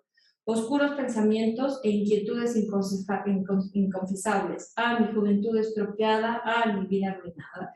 Esta es Sabina, la de 1904, internada en el psiquiátrico ahí, ¿no? Es una mujer que transmite, ¿no? Un dolor tremendo, ¿no? Tremendo, una soledad, no tengo mi techo familiar, mi padre, mi madre, ni a quién contarle, ni con quién. En este estado de vulnerabilidad, entiendo que Jung tendiéndole la mano, pues claramente Sabina tendría ahí, ¿no? Como mucho porque de dónde quererse agarrar, quizás, ¿no? Un hombre guapo, que la escucha, que tiene sesiones con ella, ¿no? Pues no sé si eso, pues claro, comprensible, me parece, desde el lugar de Sabina, ¿no? Que se ha agarrado ahí, ¿no? Y le costó muchísimo trabajo desprenderse con todo y que las canalladas de Jung, ¿no? Empieza a estudiar medicina en 1905, bueno, porque tiene el alta el 1 de junio de 1905, se independiza, se queda viviendo en Zúrich, ahí empieza a estudiar medicina, ya viviendo de manera independiente, y bueno, pues ya comienza a alquilar una habitación cerca de la universidad, y entonces aparentemente lo que ocurre ahí es cuando ocurre esta relación entre Jung y ella, ¿no? Sabina anhelaba un hijo de Jung que llamaba Sigfrido, ¿no? Había este personaje, Sigfrido, escribe sobre Sigfrido, como este hijo que iban a tener, que esperaba que tuvieran. Jung dice que, pues, escribe, están las cartas, ¿no? Donde Jung escribe también que, bueno, que además de la belleza de ella, le encantaba que fuera una mujer con la que no hablara de las cosas triviales y mundanas, ¿no? Sino una mujer con la que pudiera tener un intercambio intelectual, ¿no? Profundo. Ella decía como que le gustaba amar a una persona que no tiene que condenar y que no se condena a sí misma al asfixiante mundo de la trivialidad cotidiana. Me imagino su esposa, Emma, ¿no? Que en ese momento embarazada, hablando de los hijos, hablando, y Sabina me parecía pues que era muy interesante en la medida que podían tener otro tipo de relación, ¿no? Ahora, hay cosas que me llaman la atención. Si bien empieza a tratar a Sabina en 1904, que es cuando lo internan, Jung es hasta 1906 que le escribe a Freud que acaba de llegarle una paciente rusa. Dice, tengo que reaccionar con usted a un acontecimiento reciente, aún corriendo el riesgo de aburrirle. Estoy tratando actualmente una histeria con arreglo a su método. Un caso grave, una estudiante rusa de 20 años. ¿Por qué hasta 1906 le escribe si lleva 2 años que la conoce, ¿no? Y dice como, tengo que reaccionar con usted, un acontecimiento reciente, además le dice, ¿no? 2 años, no reciente, ¿no? Y Freud le celebra que qué bueno, que trata de ser un estudiante, las personas incultas son para nosotros de momento demasiado impenetrables, entonces le celebra que sea un estudiante, ¿no? Después, en 1909, Jung le acusa a Sabina porque es una de estas pacientes histéricas que andan inventando, ¿no? Ingratamente él no ha hecho más que ayudarle y ella está inventando que hubo una relación entre ellos. Jung, la primera cosa que le dice a Freud es que no es cierto, que es una paciente histérica de estas, de las que Freud se queja de mi neurótica me miente, pues eso, dice, ¿no? Dice, se trata de una paciente a la que hace años le arranqué con la mayor entrega de una gravísima enfermedad y que ha traicionado del modo más doloroso posible mi confianza y mi amistad, ¿no? Me armó un terrible escándalo exclusivamente porque renuncié al placer de engendrar en ella un hijo, ¿no? Y Freud le cree a Jung, Roberto que le cree a Jung, ¡ay, no! Ser calumniado, le contesta, ser calumniado y quemarnos a causa del amor con el que operamos, pobres de nosotros, ¿no? He aquí los riesgos de nuestro oficio, que no por ello renunciamos auténticamente al mismo. Esta es el primer intercambio en torno a todo el suceso, ¿no? O sea, no le creen.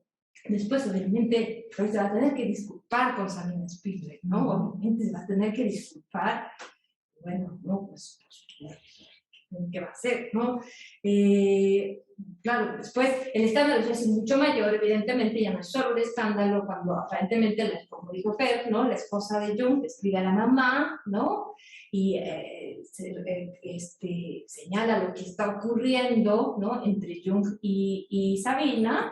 Y bueno, hay un punto donde ya es innegable, ya no es posible negarlo. Además, Sabina misma tiene la iniciativa de escribirle a Freud y contarle lo que está pasando, ¿no? El 30 de mayo de 1909, Sabina le escribe a Freud pidiéndole un encuentro para narrarle lo sucedido.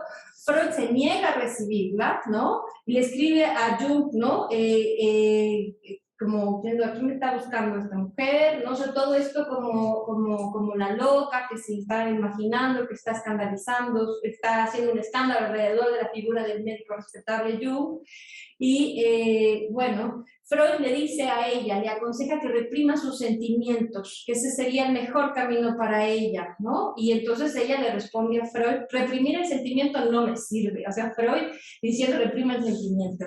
Reprimir el sentimiento no me sirve porque si lo hago con el doctor Jung no podría llamar a nadie. Si en vez de ello dejo abierto un respiradero, conoceré a algún joven que me resultará más o menos simpático, con el cual encontraré semejanzas con el hombre que amo y finalmente podré amarlo también. O sea, no me aconseje eso, ¿no? Y le dice, el doctor Jung fue 4 años, ¿no? Hace 4 años fue mi médico, luego un amigo y a continuación un poeta, es decir, un amante. Finalmente me conquistó y todo sucedió como sucedió habitualmente en la poesía. Él predicaba la poligamia, eso le decía a él. Su mujer estaba de acuerdo, etc. Pero mi madre recibió una carta anónima redactada en excelente alemán, en el cual se le decía que salvara a su hija, que podría ser arruinada por el doctor Jung, ¿no? En fin, dice, y Freud le dice, como es lo que nos hace endurecernos, ¿no? Dice, así se endurece uno la piel, cosa necesaria, se domina la contratransferencia a la que queda uno cada vez implicado y se aprende a desplazar las propias emociones y situarlas convenientemente. Todo este escándalo, justo todo esto que está pasando, hace que Freud empiece a pensar el concepto de la contratransferencia, la transferencia y la contratransferencia, y como señalaba Fer, lo hace a partir de la correspondencia. Justo el psicoanálisis está tratando de hacerse un lugar, ¿no? En la cultura, en el mundo, ¿no? Y si entonces estas cosas se sabían, pues no iba a dejar nada bien para un psicoanálisis, y entonces Freud decía que el tema de la contratransferencia habría que plantearlo en cartas privadas, no publicar. Ustedes ven obras completas de Freud, no van a encontrar un trabajo sobre la contratransferencia, está mencionado el concepto en este texto de las perspectivas futuras de la terapia analítica, pero si bien hay varios ensayos sobre la transferencia, ninguno sobre la contratransferencia. Había que decir que esto había que manejarlo como un concepto. Aunque no se supiera que bien del lado del analista surgían cosas, y menos aún que se supiera que hacían cosas con esa contratransferencia, no solo que sentían cosas, sino que hacían cosas, como había sido el caso de Jung, ¿no? Ante toda esta confrontación de la madre de Sabina, que no está nada conforme con que se entere que su hija está teniendo relaciones con su médico, entonces justo lo que contó Fer, la canallada más grande de Jung acá, que dice, ¿no? De médico me convertí en amigo porque dejé de excluir mis sentimientos. Pude abandonar, él lo encuentra justificado, fácilmente el papel de médico porque no me sentía empleado como tal, ya que jamás pretendí un honorario. Como no me pagaban, entonces yo me pude abandonar mi papel de médico, ¿no? Dice, esto último es lo que marca claramente los límites a los que está sometido el médico. Usted comprenderá, le escribe Jung a la mamá de Sabina, que es imposible para un hombre y una joven tener a la larga tan solo relaciones de amistad sin que en algún momento intervenga alguna otra cosa. Pero, en el fondo, ¿qué podría impedir a ambas personas aceptar las consecuencias de su amor? Un médico, en cambio, y una paciente pueden hablar de cualquier asunto íntimo durante un tiempo ilimitado, y la paciente puede esperar del médico todo el amor y el cuidado del que tiene necesidad. El médico, empero, conoce sus límites y no los violará nunca porque es pagado por su trabajo, y esto le impone la necesaria limitación. Por lo tanto, para permanecer en la posición del médico, como usted desea, cosa que ya no había hecho, ¿no? Le propongo fijar un honorario adecuado por mis prestaciones. De esta manera, usted estará absolutamente segura de que cualquiera sean las circunstancias, respetaré mi deber de médico. En cuanto a amigo de su hija, en cambio, habría que dejar al destino lo que haya de suceder, pues nadie puede impedir a dos amigos que hagan lo que desean. O sea, usted me paga y yo me limito, pero si no me paga, nada puede impedir al destino que dos amigos hagan lo que desean, ¿no? Empero, estimada señora, que usted me comprenderá y también que en todas esas cosas no hay ninguna vileza, no, nada vil, sino solamente experiencia y autoconocimiento. Mis honorarios son 10 francos por consulta. Le aconsejo elegir la solución prosaica porque es la más prudente y no creo obligaciones para el futuro. Ese dice yo, ¿no? Obviamente Sabina se enfurece, pero luego como que se le quita un poco el enojo, le lleva bastante tiempo a Sabina desprenderse, ¿no? Realmente de Jung. Pero bueno, mientras tanto, Sabina está formándose como médica y bueno, tiene claramente un interés en el psicoanálisis. Justo como dijo Fer, como mientras todos ellos empezaban a practicar el psicoanálisis, básicamente casi todos los pioneros por el análisis de unos cuantos sueños, y eso, ¿no? Sin análisis personal todavía, va a ser después que ya todos los analistas tengan que tener este requisito de analizarse previamente. Ella sí es de las primeras que primero es paciente, ¿no? Como la formación que ahora tenemos todos. Primero somos analizantes, primero somos pacientes y después nos formamos como analistas. En el camino nos formamos como analistas. Ella sí, primero paciente, va estudiando la teoría y después, bueno, pues se va a Viena a estudiar con Freud, ¿no? Se va formando como analista. Y les decía ya, es la segunda, ¿no? Que es admitida en la Sociedad Psicoanalítica de de Viena. La primera fue Margarete Hilferding, que además es una mujer verdaderamente brillante, que trabaja el tema del amor materno desde la perspectiva de la madre y la ambivalencia que se produce de la madre hacia los hijos, no esta maternidad ideal, puro amor y demás, sino otra forma, otra perspectiva de la maternidad, pero se separa de Freud, se separa en algún momento de Freud, se va, no está de acuerdo con algunas cosas y quizás es parte de las razones por las cuales esta primera mujer admitida en la sociedad psicoanalítica es olvidada. Pero la segunda es Sabina y es un poco de diferencia. Ambas son en 1911, mientras Hilferding es en principio, Sabina es más hacia octubre, ¿no? Porque Hilferding es en enero y Sabina es en octubre de 1911, ¿no? Las primeras como ya admitidas en esta sociedad psicoanalítica. En 1911 finaliza esa tesis doctoral de la que habló Fer también, sobre el contenido psicológico de un caso de esquizofrenia y entre paréntesis demencia precoz. Acuérdense que estamos justo, les decía Kraepelin-Bleuler, ¿no? Estamos apenas tratando de ver cómo se va a llamar eso, ¿no? Si se llamaba siempre demencia precoz y ahora esquizofrenia. Ustedes cuando vean en la obra de Freud, cada vez que habla de la demencia precoz, a veces se llama de diferente manera, esquizofrenia, demencia precoz, demencia paranoide, amencia. Están tratando en ese momento en la psiquiatría justo de nombrar esta enfermedad y describirla. Y Sabina está en el centro de la jugada también, en el centro de la jugada de la psiquiatría, en el centro de la jugada del psicoanálisis, haciendo una tesis de medicina, la primera que es una tesis psicoanalítica, y además implementando ahí donde el psicoanálisis, ahí donde Freud encontraba un límite, que era, llaman neurosis narcisistas o psicosis, ¿no? O sea, Freud, ¿se acuerdan? Encontraba un límite claro ahí, donde decía el psicoanálisis, no, ahí no, pero además Freud no estaba en contacto con estos pacientes porque ellos no estaban en ningún psiquiátrico, ¿no? No estaba en contacto. Estoy bien de tiempo, ya me extendí muchísimo, ¿verdad? Bueno, ya me voy a apurar, ¿no? Me traían miles de cosas, perdónenme. Bueno, esa es la tesis importante, si la quieren consultar está en inglés. Algunas de las obras que están en español nada más está esta, ¿no? Pero vale la pena conseguirla, se venden en las librerías, La destrucción como origen del devenir, que es la obra donde es el antecedente a la pulsión de muerte, con mucha influencia de Jung, con mucha influencia de Freud, con influencia de Nietzsche, marcada influencia de Nietzsche y un antecedente de la pulsión de muerte, pero para ella no son dos pulsiones, no es pulsión de vida y pulsión de muerte, sino es la pulsión de vida tiene este mismo instinto destructivo, muy apoyada en la biología, desde la reproducción, y es muy interesante el texto, muy interesante. Pues no me di ni cuenta de todo lo que hay. Pionera en psicoanálisis infantil, las mujeres a ellas se les atribuía sobre todo el trabajo infantil, ¿no? Las mujeres dedíquense a la maternidad, a los niños, es de su campo, ahí mandaron a Ana Freud, a Melanie Klein, a Huck Helmut, a casi todas las mujeres, ¿no? Pero mucho antes que Ana Freud y que Melanie Klein, Huck Helmut y Sabina Spielrein fueron las grandes pioneras del psicoanálisis infantil, que trabajaron con niños, que escribieron sobre el psicoanálisis infantil mucho antes que a las que siempre se les da el crédito, ¿no? Siempre se les da crédito a Ana Freud y a Melanie Klein, y no fueron ellas, fueron Sabina Spielrein y Huck Helmut, las grandes pioneras del psicoanálisis infantil.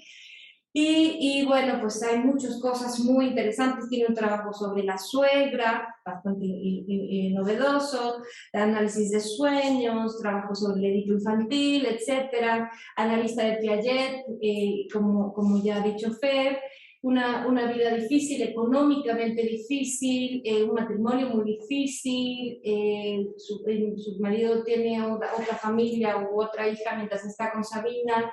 Después todavía tienen a su otra hija ellos, siempre persiguiendo dónde podía conseguir una situación económica mejor y pues una muerte muy trágica, muy trágica, ¿no? No se conocen todos los detalles, pero ella, Sabina y sus dos hijas, Renata y Eva, fusiladas en agosto, también en 1942, por soldados alemanes del ejército nazi, ¿no? Entonces, bastante complicada la vida y la muerte, ¿no? De Sabina, muy difícil.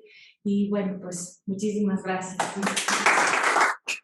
Pues muchas gracias a las tres ponentes.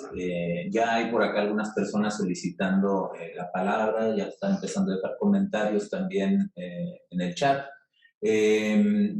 Una de las cosas que nos están solicitando, Elena, a ver si me puedes prestar tus libros y los muestro en la cámara de este lado. Por supuesto. Que se ven un poquito mejor. Gracias.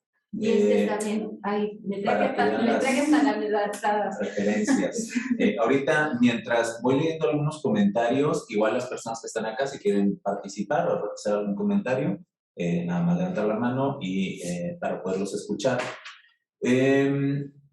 Dice por acá algún comentario. Bueno, ¿dónde se puede comprar la obra de Sabina Spielrein? La que está en español es, denme un segundito, es este librito, nada más, ¿verdad? Es el único que está... no, bueno, las otras dos, pero no es de su obra, es una de su biografía y la otra son sus diarios y la correspondencia. Ajá. Este ensayo, que es un ensayo muy breve, que acaba de editar la UNAM el año pasado, si no me acuerdo. Jesús Bermúdez. Se consigue en línea en la librería de la UNAM, al menos yo lo compré ahí, muy bien, muy económico. 70 pesos. Ajá, y se los mandan a su casa si a alguien le interesa adquirirlo. Y por acá hay otros comentarios. Denme un segundo. Por aquí, Zoe Hernández dice, hace una cita de Lou Salomé, donde dice, otra belleza escrita por Lou, y que me encanta, está en una de las cartas donde Lou le responde a Guillot, y la cita es, vamos a ver si no resulta que la mayoría de las llamadas, entre comillas, barreras insuperables que el mundo traza, vienen a ser inofensivas rayas de tiza, ¿no? Y por acá, Diana comenta, ojalá pueda haber algún otro espacio para abarcar más información acerca de estas dos mujeres precursoras del psicoanálisis. Y a mí me parece bien interesante, no sé si hay algún comentario acá, ¿no? Me parece bien interesante algo que comentaban, creo que se repitió en las tres ponencias, ¿no? Cómo estas dos mujeres de alguna manera, por acá lo noté, ¿no? Sabemos lo que otros dicen de ellas, pero no lo que ellas dicen, ¿no? Es muy interesante ver cómo la obra está prácticamente muy difícil de conseguir, algunas solo en otros idiomas, sobre todo en inglés, de pronto se consiguen cosas, pero es muy interesante como por ejemplo ese lado, ¿no? Me gustaría comentar. Sí, adelante, Raquel. Que justo me parece que ambas coinciden en eso, ¿no? En que la identidad, el nombre, los sobrenombres le vienen fijados a partir de varones, ¿no? Si nosotros hacemos una búsqueda de Lou Salomé, encontramos la mujer fatal, el triángulo amoroso entre Nicky, y así sucesivamente, como sabemos de Sabina, a partir de este cuadro, ¿no? Que nos mencionaba. A lo mejor en mi presentación dejé muchas cosas de lado, por ejemplo, a Freud, a Nietzsche, pero yo quería presentar otra Lou. Entonces, bueno, y bueno, respecto a lo vamos, si se van a abrir más espacios, desde luego, vamos a tener por ahí un diplomado en el que van a participar Elena y Fer, para que también estén al pendiente. Sí, de hecho, por acá una de las preguntas es esa, que se pueden repetir los nombres de las pioneras del psicoanálisis, y justamente, ¿no? Es este espacio, el diplomado de las mujeres en el psicoanálisis, que ya es el próximo mes, ¿no?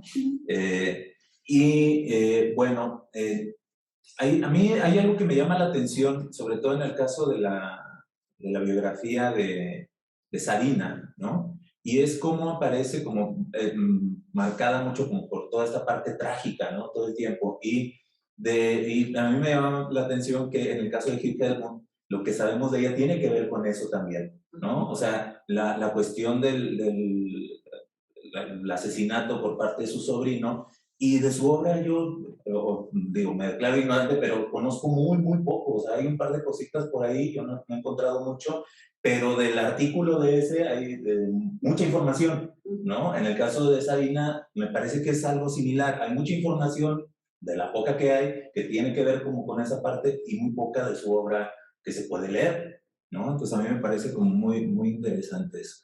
Vamos a dar la palabra por acá en línea a Marcela Ovalle.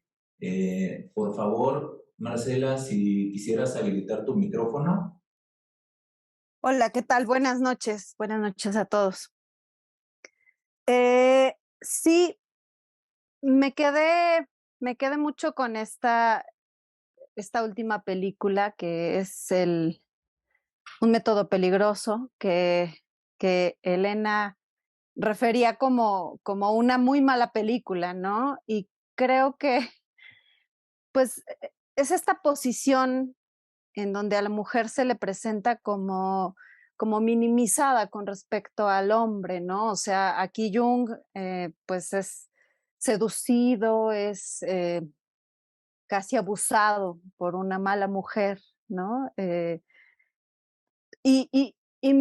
Lo siguiente que pensé es cómo estas reglas del psicoanálisis nos protegen o sea, nos protegen contra nuestros propios deseos ahí jugados, ¿no? Contra esto que aparece y bueno, pues dicen por ahí que la burra no era panda, los palos la hicieron, ¿no? Como toda esta experiencia, pues lleva a esta necesidad de poner estas reglas.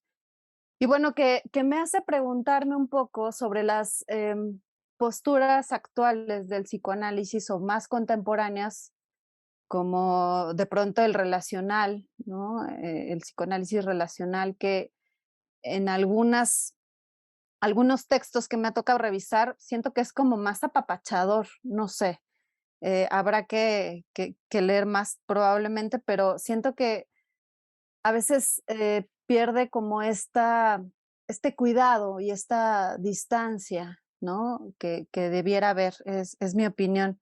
Y esta relación de Jung con, con Sabina también me hace pensar en algo que abrieron posteriormente algunos psicoanalistas, que es el tema de la contratransferencia, ¿no? O sea, cómo, y que aquí pues sí es una pregunta, ¿qué tanto esta idea del control absoluto del psicoanalista respecto a lo que se está jugando ahí, ¿no? De estas emociones, de estos sentimientos que están apareciendo, que como bien decía Elena, ¿no? Pues se quería cuidar al psicoanálisis respecto a esta imagen y qué tanto hoy pues nos coloca, no sé, como retrospectivamente pienso en esta contratransferencia que sí se juega y que siempre se ha jugado y que me hace pensar que probablemente darle un lugar, ¿no? Hacerlo visible de alguna manera nos ayude, ¿no? Quisiera pues preguntarles a las ponentes pues qué piensan al respecto, ¿no? ¿Qué tanto la contratransferencia es esto que grita tanto como la pulsión, ¿no? Que empuja tanto y que es algo a lo que debiéramos darle lugar. Muchas gracias por tu pregunta, Marcela. No sé si alguna de las ponentes quisiera responder.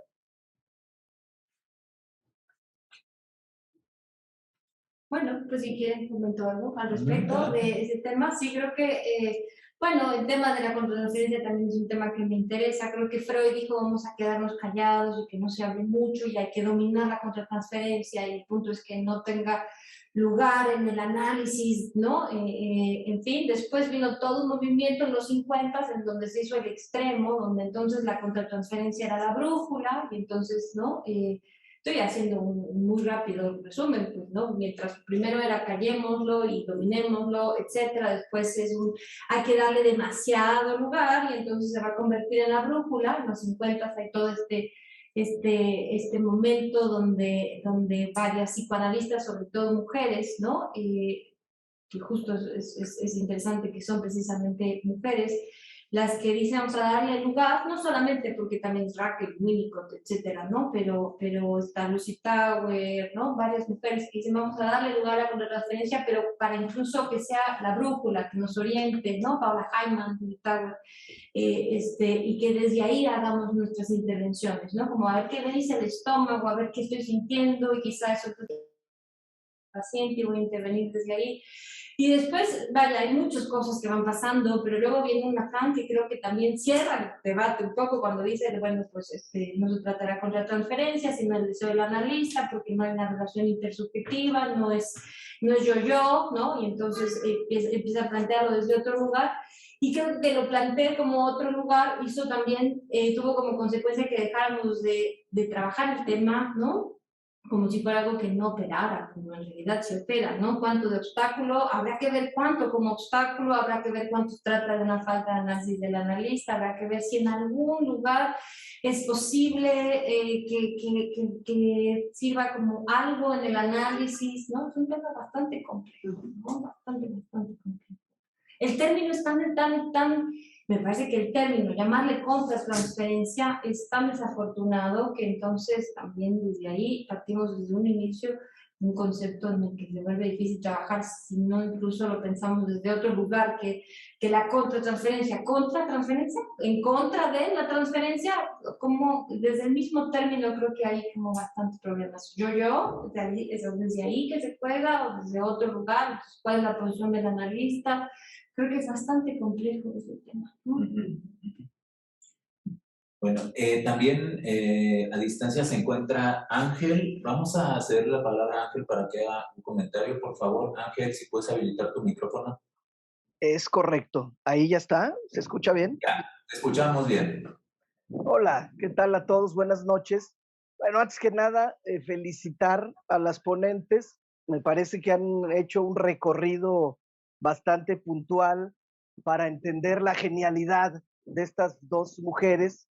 Una genialidad que no permitió de ninguna manera ser opacada por su tiempo, por una cultura basada en los hombres, y en no cualquier hombre, pues, en un par de genios allí, ambos con sus vicisitudes y todo, tanto Jung como Freud, o como Nietzsche, o como Paul Rilke, y sin embargo estas dos mujeres con su poderoso intelecto, pues mostraron que eran capaces de hacerse valer por sí mismas. Me parece que ese es un punto central en la ponencia. Así es que agradecerles, ¿no? Me parece que es importantísimo realzar hoy más que nunca el trabajo de la mujer o de las mujeres en torno al tema del psicoanálisis. Y bueno, finalmente nada más, yo no coincido con el comentario en relación con el método peligroso. Hay que recordar que la película no es una biografía de Sabina Spielrein. A mí me parece que incluso en la película el mejor parado efectivamente es Jung, y Freud y Sabina pues quedan allí un poquito en una situación periférica. Sin embargo, yo me acuerdo muy bien de la película en cómo se sugiere, y hay un guiño muy particular en enfatizar que el concepto del tánatos, la idea de Freud acerca de la muerte, es una especie de situación que Freud toma de las ideas de Sabina. En la película se enfatiza esa parte y no hay que perderlo de vista. Quizá si la película se compara con estas otras dos, pues bueno, tiene otras implicaciones, pero a mí sí me parece que la película retrata más allá o amén de las cuestiones sexuales. Ya en la biografía se enfatizan algunas situaciones en relación con Sabina y su relación con la sexualidad. Quizá la película, al ser comercial, trate de enfatizar esta situación y no le haga justicia, pero creo que en muchos momentos, sobre todo en la correspondencia que hay entre ella y Freud en la película misma, sí se enfatiza la genialidad de esta mujer y de un concepto muy importante donde se sugiere de una manera muy concreta que Freud perdón por la palabra, pero se lo piratea un poco a Sabina, ¿no? Y lo asume propio cuando era de ella la idea principal. En fin, pues muchas gracias. Me parece importantísimo poder, insisto, hablar de la genialidad de estas dos mujeres. Saludos. Gracias por tu comentario, Ángel. También por acá está María Urquiza. Si les parece, cedemos la palabra a una persona más y respondemos enseguida. María Urquiza, por favor, si puedes habilitar tu micrófono. Hola, buenas noches. Bueno, no sé si la tengo tan bien formulada, si Si me voy muy por las ramas, pues ya me cortan. Pero, no, pero lo primero, bueno, sí, agradecerles. Ahorita que Elena decías de lo desafortunado del término contratransferencia y si es una relación de yo a yo, como yo lo entiendo por lo menos, tanto la transferencia como la contratransferencia son fenómenos inconscientes.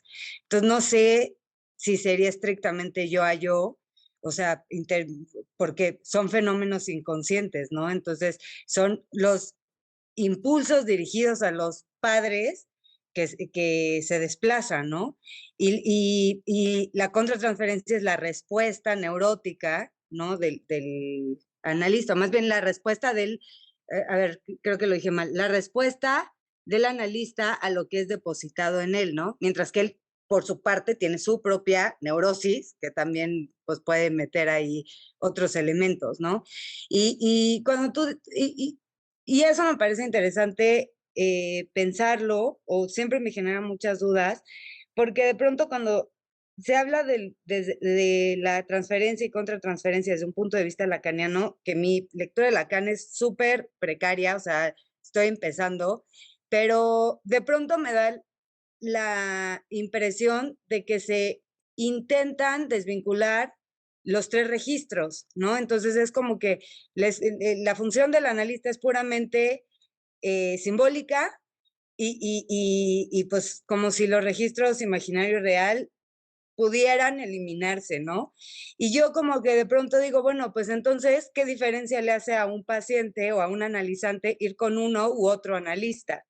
Y esto me parece interesante cuando hablamos de las mujeres, porque a mí me parece que toda la experiencia, incluso la experiencia de opresión, ¿no? Pero la experiencia que atraviesa una mujer a lo largo de su vida, abre posibilidades a su escucha particular, que sí, efectivamente, están arraigadas en lo imaginario y que hacen, pues, que esa escucha, pues, tenga sus matices, no sé, bien enriquecedores para el análisis, ¿no? Entonces, a mí de pronto, ¿cómo se habla de esto es relación transferencial y contratransferencial y del lugar del analista me hace ese ruido, ¿no? Y seguramente es porque no estoy leyendo tan bien, pero me gustaría ver qué opinan ustedes. Muchas gracias, María, por tu comentario. ¿Hay algún comentario acerca de estas dos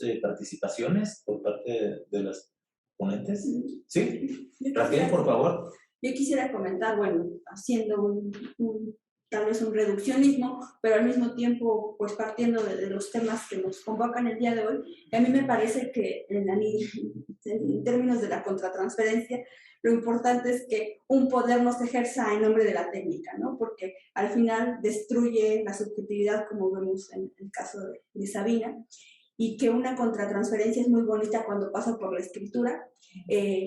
Slu dijo que su tratamiento con Freud no le sirvió, pero que era una persona muy agradable, con tantas cualidades. Y por ahí dicen que Freud no reconoció algunos conceptos de Lu en términos del narcisismo, sin embargo, le escribió una nota cuando ella murió. Tenemos el diario de Lu de mi año con Freud. Entonces, hay textos ahí, un intercambio epistolar muy bonito, y creo que esa contratransferencia es linda, y es la que a mí me parece también que está en otro tipo de transferencia en el texto de Fer, porque estaba lleno como de matices emocionales, lo que decías de las escenas y de los pasajes que compartías, y a mí me gustaría preguntarte, Fer, bueno, ¿qué te transmite este recorrido por los archivos, por los textos de Sabina, y al final por las voces de otros que hablan sobre ella?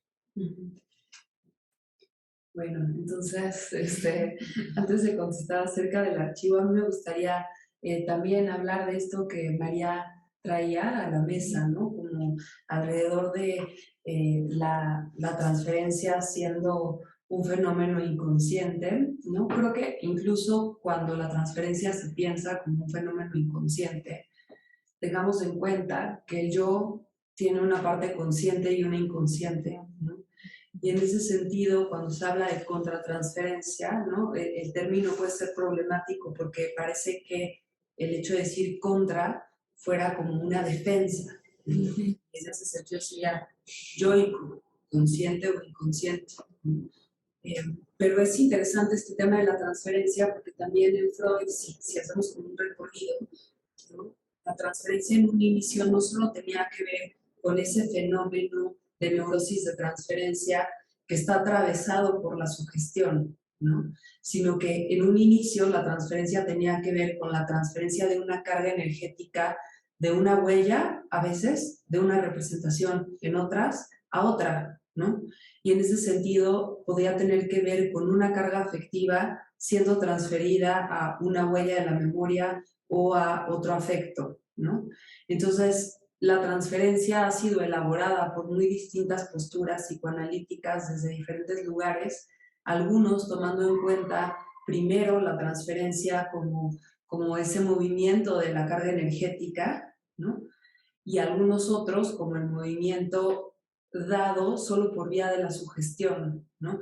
Pero esa sugestión montada antes, o sea, antes de que ocurra como esa situación en la que al otro se le supone un saber, tuvo que haber una cuestión que no solamente era vertical, sino que era horizontal, en el sentido de una transferencia de una huella a otra, ¿no?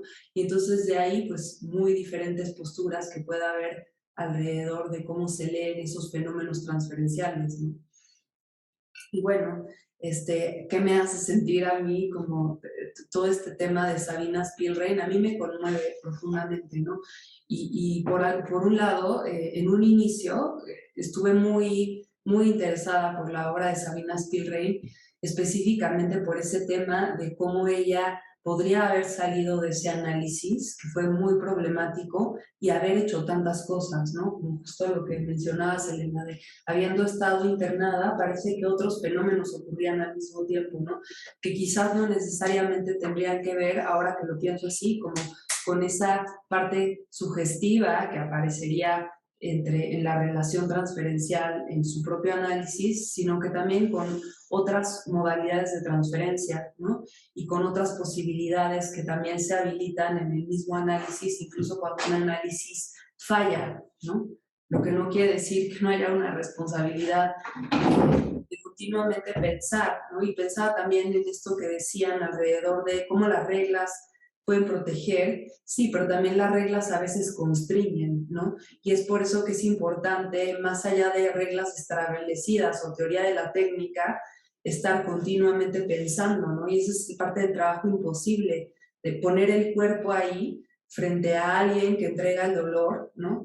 Poner el cuerpo y estar. Y eso es algo que a mí me deja absolutamente sorprendida de la obra de Spielrein, ¿no? Porque si bien, bueno, ha habido varios diagnósticos que se le hicieron, que si quizás lo que tenía era un trastorno de estrés postraumático, ¿no? O sea, es igual, ¿no? En Spielrein yo lo que siento desde un inicio es una sensibilidad profunda, ¿no? Incluso cuando inicia esta internada, lo que mencionabas, ¿no?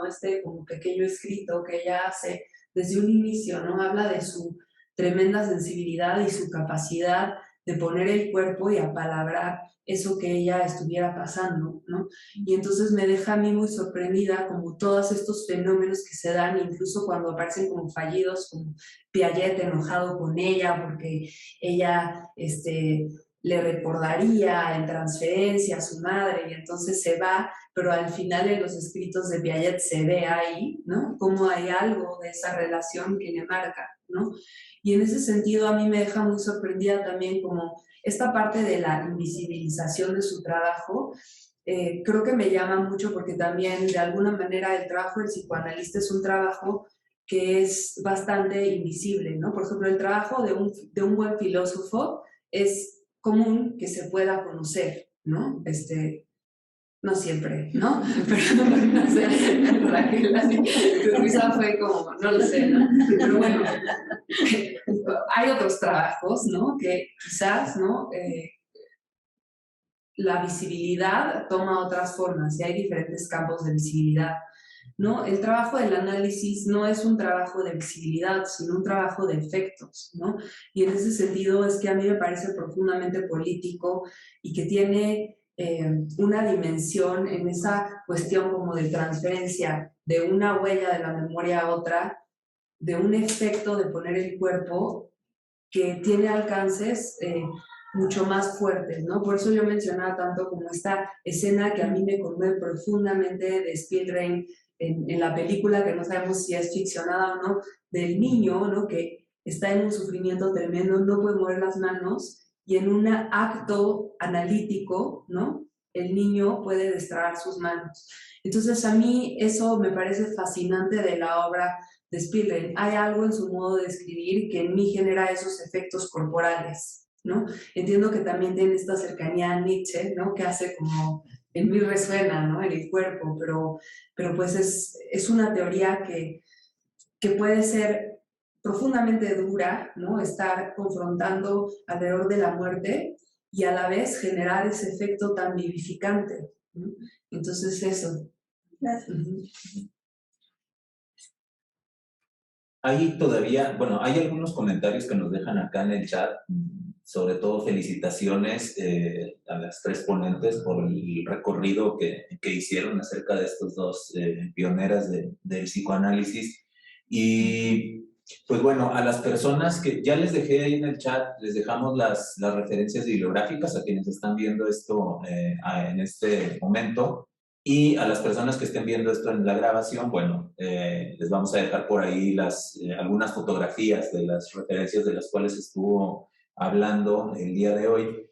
Y pues me parece que podemos ir cerrando la presentación del día de hoy. Me gustaría ver, por favor, si pudieran darnos un último comentario cada una de las tres ponentes para cerrar la actividad de hoy, por favor, en orden de participación si quieren o como gusten. Solamente reiterar la invitación a que cada uno de nosotros y nosotras pues nos aventuremos a leer el texto, a dejar al margen de esas lecturas canónicas de hasta la misma biografía de Faulkner, ¿no? Mi hermana, mi esposa, vamos a aventurarnos al texto y hacer ese ejercicio crítico para que cada quien tome su posición. Y muchas gracias por estar aquí el día de hoy. Muchas gracias.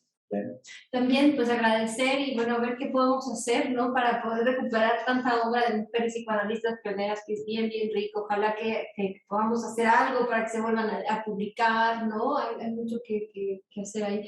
Solo un segundo, me quedé en lo de la contratransferencia pensando cómo a Sabina se le repitió un poco esto de la contratransferencia con Piaget, quien dice, que fue el analizante de Sabina, que dice que Sabina lo echó del análisis, ¿no? Después de 9 meses de verse a las 8 de la mañana todos los días para el análisis, que Sabina decía, no te voy a poder convertir en un verdadero freudiano, entonces no tiene más casos que análisis, lo echó del análisis. Eso dice Piaget, que así terminó, ¿no? Que ella dijo, ya, si no vas a ser freudiano, no tiene más caso de análisis. Entonces, bueno, pues no sé si también a ella se le fue a actuar ahí su contratransferencia, falta de análisis o qué pasó, ¿no? Pero bueno, nada más eso y agradecer el espacio, ¿no? Los que están acá, los que están allá, muchísimas gracias. Ahorita recordé a Ferenczi, ¿no? Que también acusa a Freud de que no le hizo un análisis completo. Exacto. ¿No? Sí. Uh-huh. Hay varios reclamos por ahí. Helen Deutsch tiene un reclamo enorme contra transferenciar a Freud. Hay varios ahí que se dormía cuando ella hablaba de sus hijos y de la maternidad, de que no le podía dar leche y que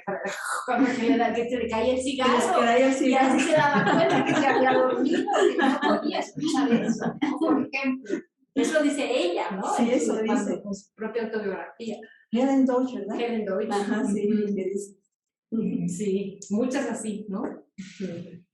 Hay algo bien interesante para ir cerrando. Bueno, los invitamos nuevamente a la actividad que se va a abrir en un par de semanas del próximo mes sobre las mujeres en el psicoanálisis, ¿no? Está muy interesante, se abordan pues, las pioneras, por ahí también algunas que aparecen en relación con casos clínicos, psicoanalistas contemporáneas, y pues bueno, no queda más que darles las gracias por acompañarnos el día de hoy.